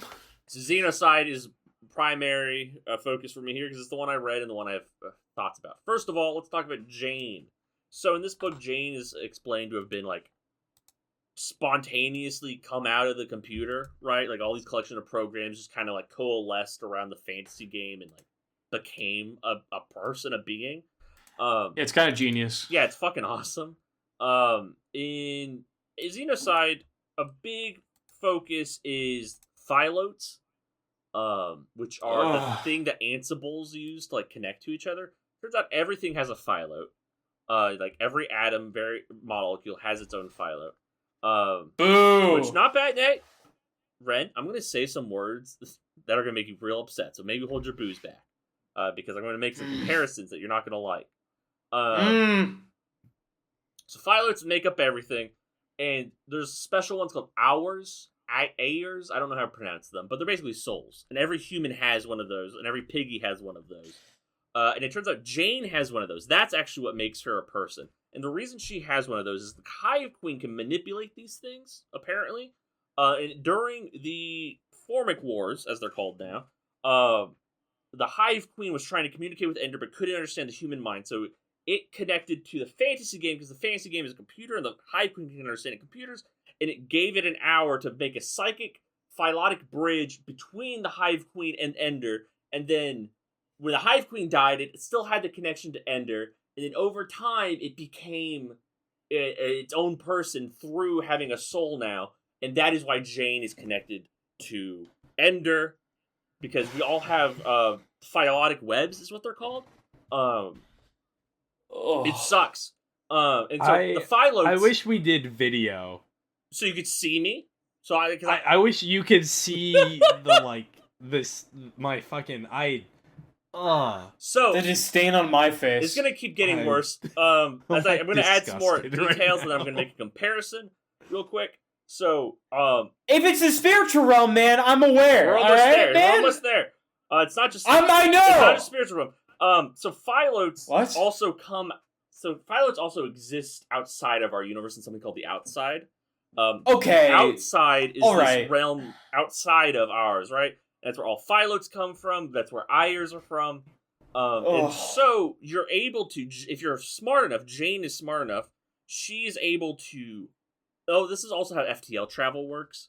Not the relativistic travel we see in this. I don't know if that's explained or if that's working on similar mechanics, but FTL travel is you pop out of base reality into the outside, and then when you're in the outside, if you think really, really, really hard about something, you can make it exist. So a big problem in Xenocide they're trying to solve is the Descolada is, like, gonna kill everything in the universe if it spreads. So they have to create a virus to replace it within the piggy's ecosystem. That The Rescolata. the Rescolata, which can only affect, which is good, basically, right? But they don't have the equipment on Lusitania to make the Rescolata because it's such an advanced virus. They also, sidebar, need to make a cure for the OCD that the ruling class of the planet, the Path, suffers from. We'll talk about the Path in a second. But when they go, so they pop into the outside, and so Jane takes Miro and Ender with her, because they both have these really strong phylotic connections to Jane, and she needs them to like ground her or whatever. I don't really understand. I don't remember. But they also take Ella, because Ella's the only person who can like conceptualize the viruses they need. She's the only one who has it in her brain, so she thinks really hard.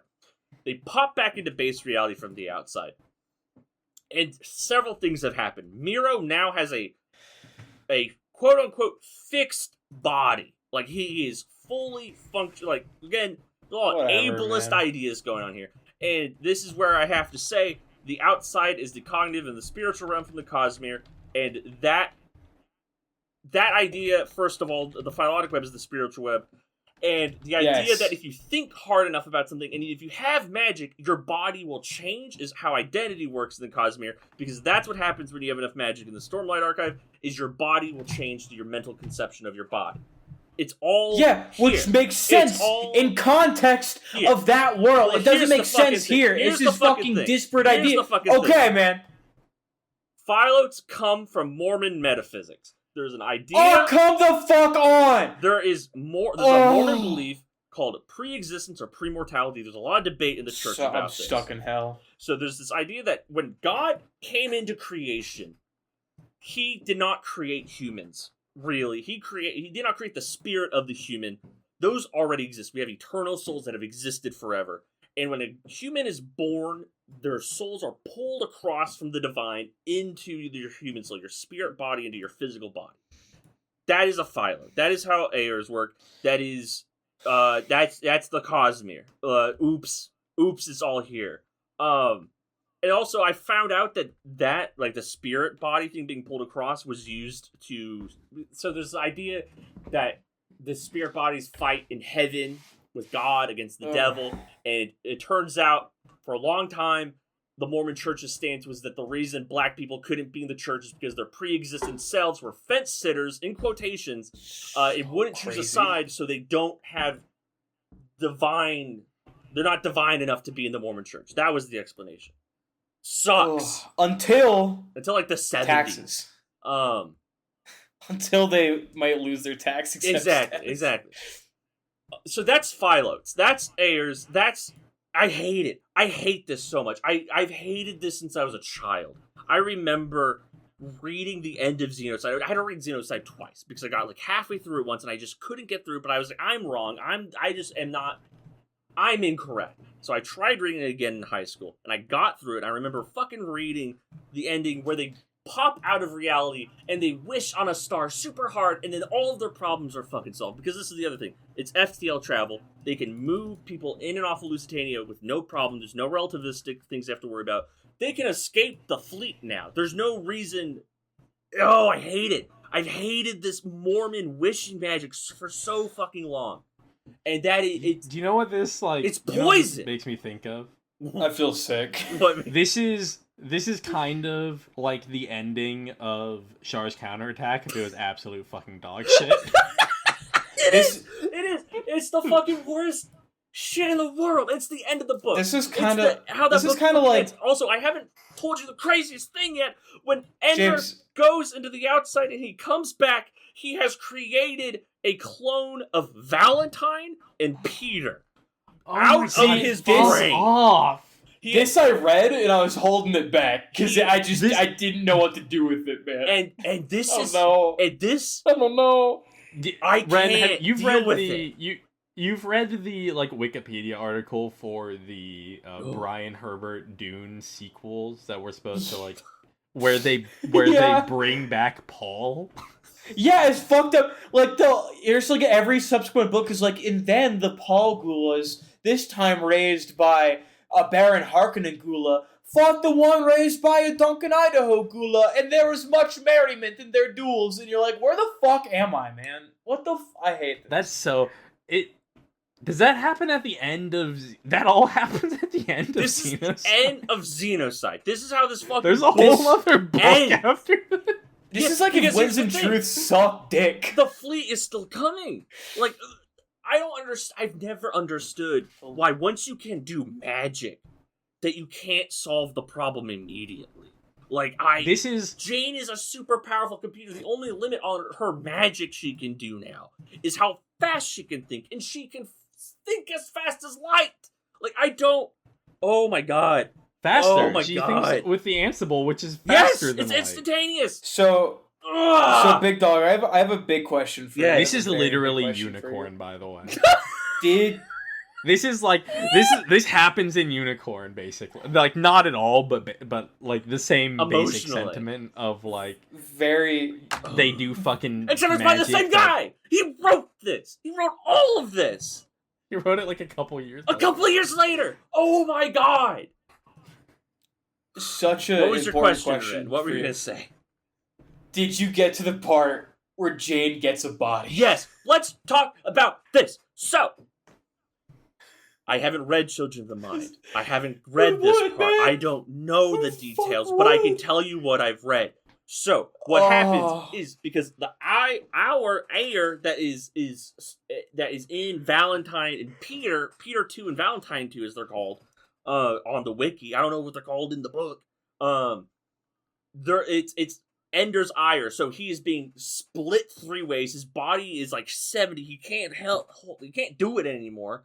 And so he dies, and when he dies, it severs the connection to the other 2, so they should die, except Valentine gives up her body, so Jane can then enter into Valentine's body and become Valentine 2. And then she ferries So the weird. ire from Ender. Oh, we into don't Peter. mention this. I quick. Seth. Sorry, keep going. I was gonna. I'm gonna- Valentine's on. I need to read a fucking sentence the to you planet. that made me really upset. We didn't mention Valentine's on. Oh, yeah, goes she's to like- the planet she's like at the doing end of the shit. book. It's so bad, man. It's so fucking bad. I have to read a sentence that I read and it, like I felt ill. I got this is the thing that I read. I got up and I did something else. Jane, now in possession of Val's body, marries Miro in a double wedding ceremony along with Peter and Seeing Wong Mu, which we have not talked about her. And it's also they're getting married on the same day of Ender's funeral. Ah! But James, you missed an important part. The last of his fucking AWA, whatever the fuck it's called, Ugh. was put into Peter too. Yes. So now it's just Ender again, but with no memories. Yeah, it's like this It's weird- called AWA. Isn't that like AWA? no Ayer? I don't know. I don't It's- fucking- it's- AWA is fair. the It's the Avatar thing. yeah, it's the Avatar tree or the spirit in the Yes. in the you know The the tree world. you have sex with. Let's talk about yeah. some more things from With your Xenocide. hair. Let's talk about more things. I got more shit. We're done with Oh, Phyllodes wow. mostly. It's worth noting that I wanna Phyllodes get are outta here. the way the trees talk to each other, and it's the way the Hive Queen talks to its minions. That's how That's they are. stupid. Whatever. I'm not mad about that, I guess. Whatever. So Quim dies in Xenocide because there are a big part of Okay. Xenocide is the tensions between the piggies, the buggers, and the humans on Lusitania. There's all this conflict, and other piggy tribes are like Catholic now. And so, That's so funny. one of them, Warbringer or whatever, is convinced that the Descolada is the Holy Spirit. And so Awesome. by the humans trying to get rid of it, they're like, it's a whole thing.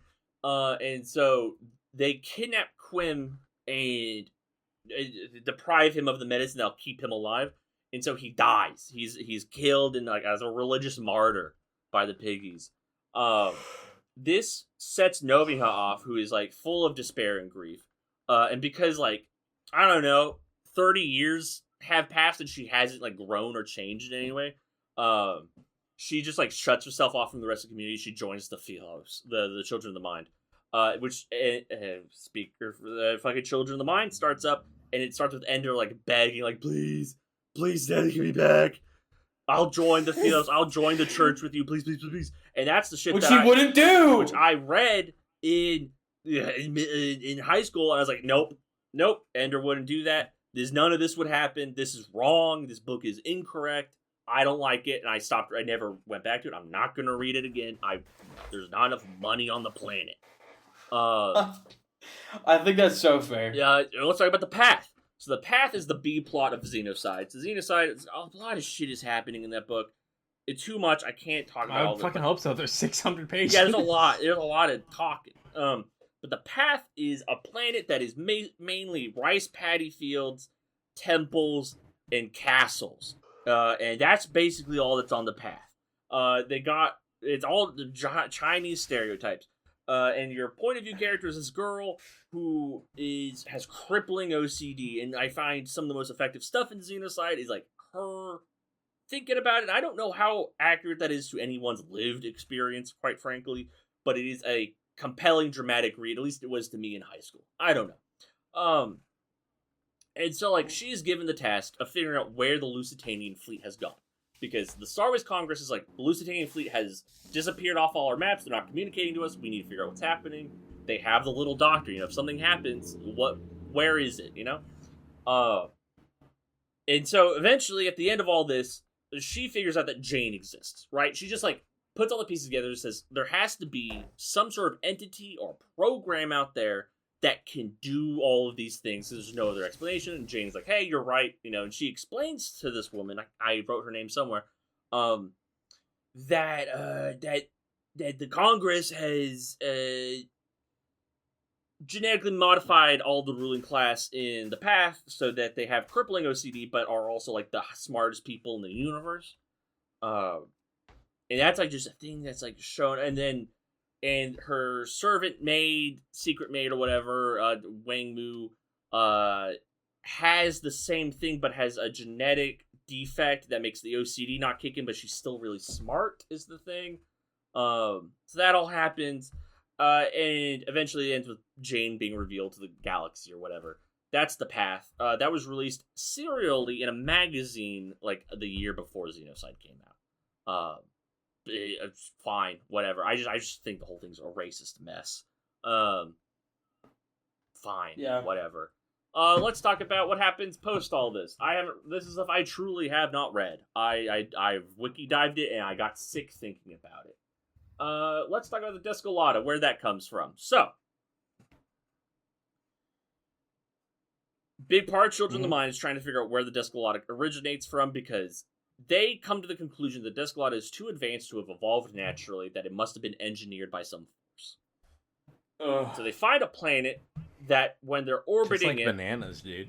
Yeah. They're orbiting this planet. It's all this whole thing. They're orbiting this planet, and the conclusion that Children of the Mind reaches is the Peter is the one doing this. The planet sends up a signal to their ship, and it's the Descolata's like genetic code, right? And so they're like, oh shit. Whoever lives on this planet must speak in genetic code. Like, that's the way they talk. That's the way this works, right? Like, it's another alien life form. They have this whole name and this whole thing, and that's how Children of the Mind like ends that plot. Because they fuck off. They're like, we do not want to fuck with these people. That was wrong. Okay. It's not how it works. 20 years later, about 20 years, Shadows in Flight comes out. And they go back to this planet, Peter and Bean's like great-grandchildren. Turns out that when the Formic Wars kicked off, a group of humans fucked off. And they had a shit ton of birds, and they had a shit ton of the plants, and all Birds this are stuff. so fucking They stupid. had a bunch of these goddamn birds. And they fucked off into space for a few centuries, and they found this planet. And they colonized the planet. And eventually they breed the birds to be hyper smart. And the humans come into conflict with the birds, and so the birds beat the hell out of the humans, and the humans go underground, and the birds like rule the top of the world or whatever. They're like above ground. It's a whole thing. I hate it. That's not where the Descolata comes from. No. So for whatever reason, they had the Descolata code, and they send it up as hey, these people are advanced. Let's send up this other advanced thing we have so we can communicate. I don't know. I don't get it. I didn't read this book. It probably makes more sense in context. No, the Descolata comes from. I have this written somewhere. You're hurting me and Seth. I hope you know that, man. Welcome This is to fucking hell. awful. The makers of the I wanna get Recorder. outta here. Turns out the Descolata used to actually be a virus called the Recorder. And it was created by this hyper-advanced society that we know nothing about, from the way distant past, and they spit it out into space. And the whole idea was it would record the genetics of every species in the universe, and then, create a copy of itself, and then you could pick up the copy, and you have an archive of every life form in the universe. Except, oops, That's cool. Oops. When it goes into space, it folds itself. So there's a bunch of weak points. The cosmic radiation, if it breaks two specific joints in its folded code or whatever, it becomes the Descolada. It just ravage entire planets. Oops. So that's where the Descolada comes from. It's just created. Yeah, that's all we got on it. I'm so glad. I think that's interesting. I don't know Do if you? it's effective. Yeah, I mean, enough. I don't know, man. I don't know what we're doing. Yeah, so that's Ender's Game. Do you think we're gonna get there? Do you think this is where we were gonna get when we read Ender's Game? I just like why would I ever want to know? I don't know. Like, why would I ever want to know where the Descolada comes from? I don't know. That's true. I don't know why. Why would I ever? It's just fucking humans. Yeah. That sucks. Well, no, the humans That didn't make the sucks so Descolada. much. The humans, Such remember, a- humans didn't make the Descolada. Yeah. There's some advanced Those birds are pre-civilization. fucking The crazy. humans are just Yeah, it's there. the fucking. Who fucking cares? You seem The fact that so it's also happy. like it's the genetic clone, not even the like science magic Yeah. revived clone body of Peter.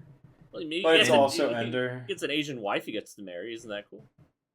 Thank Of course he does. God. Hey, marries Wang Mu. That kind of makes sense for Peter. I'm not gonna. I mean, that right? makes I sense mean, for, come on. It's You this know, whole- libertarian Yeah. man. Guys with Asian Asian wife. wives. Yeah. When your Asian wife makes And you the a fucking- fantastic meal and you bask in the feast. This sucks. Oh, sorry, man. This all sucks. Yeah, I got like genuinely like upset at work. Like I keep saying it because like I think you're feeling what I was feeling. Like I just can't. I haven't been here for a million years. Well, You know. I knew all the Xenocide stuff more or less. The Children of the Mind stuff I knew more or less. The Descolada stuff really took it out of me.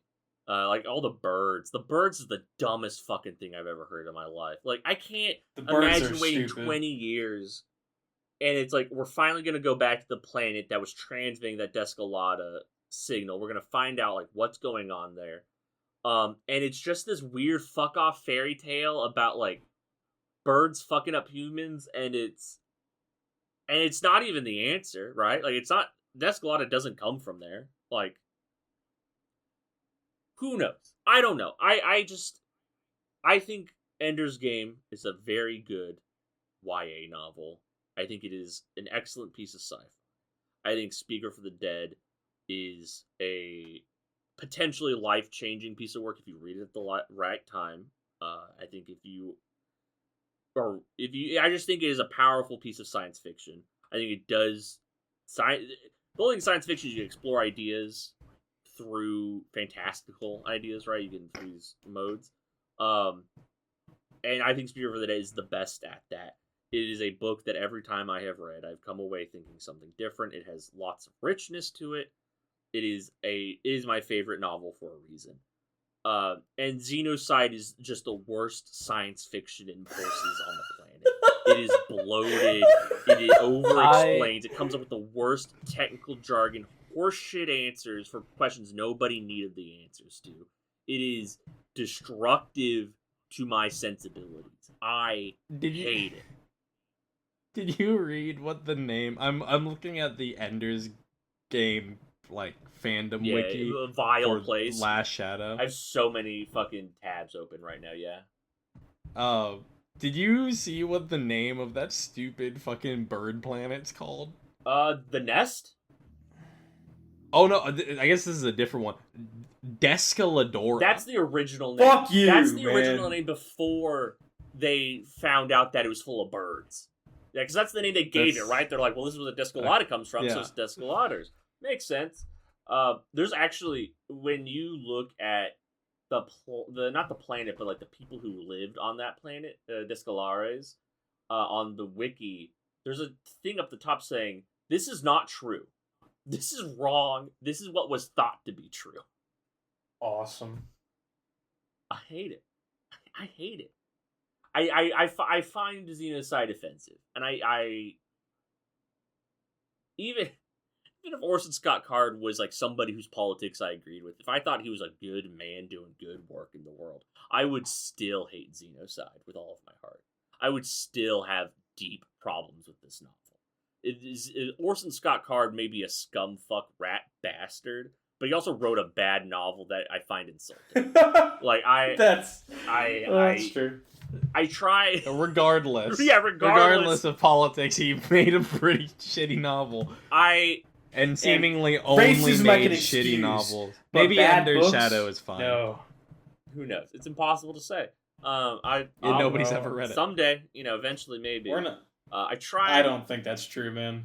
try not to get this heated about things because I find it generally childish when other people do it. But I just have I have about a decade's worth of pent up emotions about this thing, and I haven't really had a chance to talk with people who might sympathize with it. So I'm just kind of letting it all out.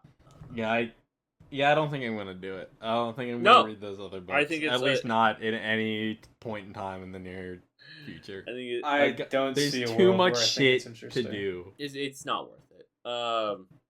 It's I still haven't read Book of the Long Sun yet. That's gonna be so much better.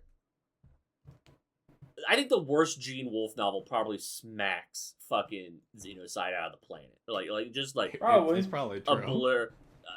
I'll say one more nice thing about Xenocide.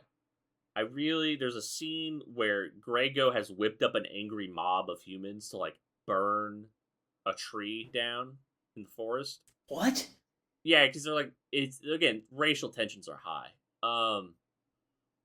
And like Grego's like a shit stir. Like he's not like a good guy. He kind of sucks. He's really smart though. He's one of the one who figures out the phyllotes with who was it he figures it out with in jail when he's in jail afterwards. Whatever.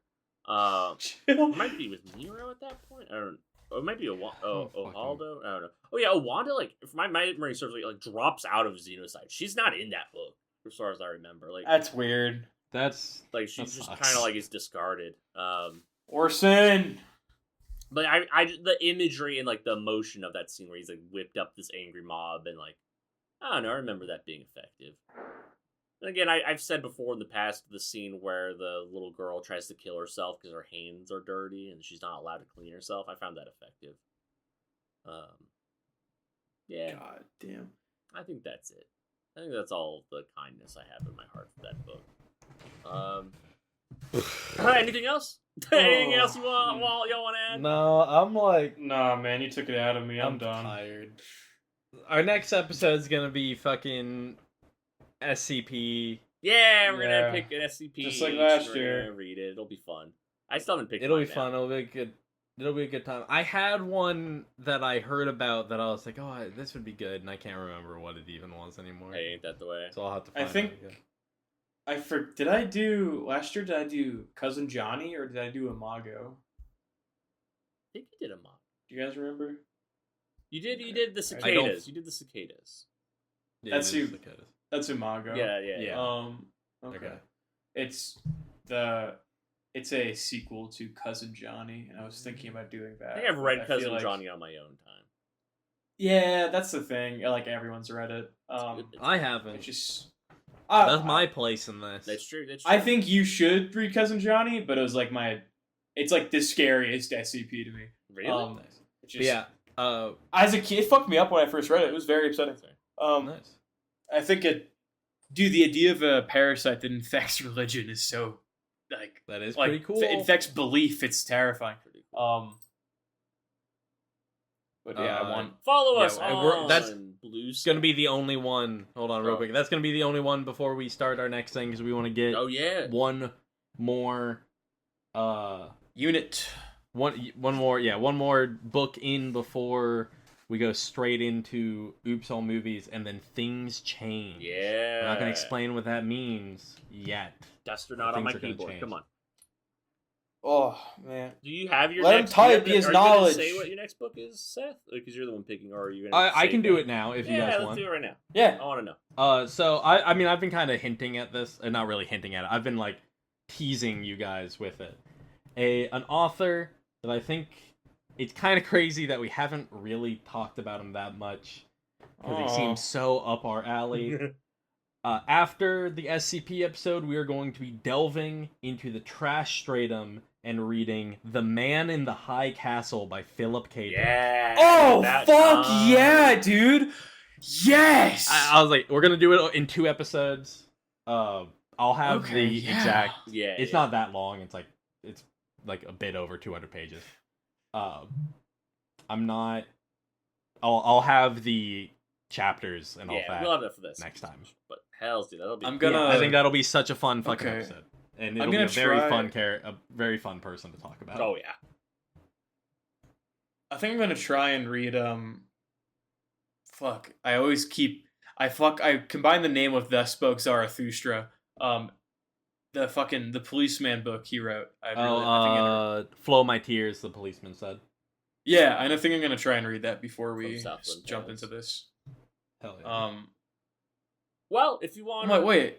if you Oh, want to shit. email us with more suggestions, we're always open for them. bogfrogbookpod@gmail.com. We did get a lovely email from a listener who's like, "Hey, mix your audio better," and thank you. It was so funny. I was like, "Hey, fair. You're not wrong. I Yeah, forgot. sorry, big We're dog. working on it." But if you have any suggestions, they can be like that, or they can be book suggestions. Please send them our way. We love them no matter what.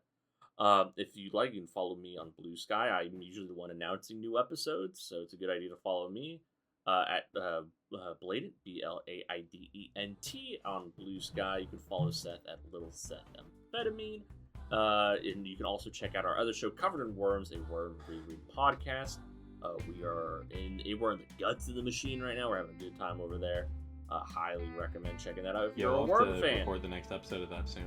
Very soon. It was meant to be. I gotta read that next fucking arc. Yeah, Man. Yeah, me we'll too. talk about it. And then Ren, where can we find you? I'm shit in your mom's garage, man. Like that. Bye. Bye.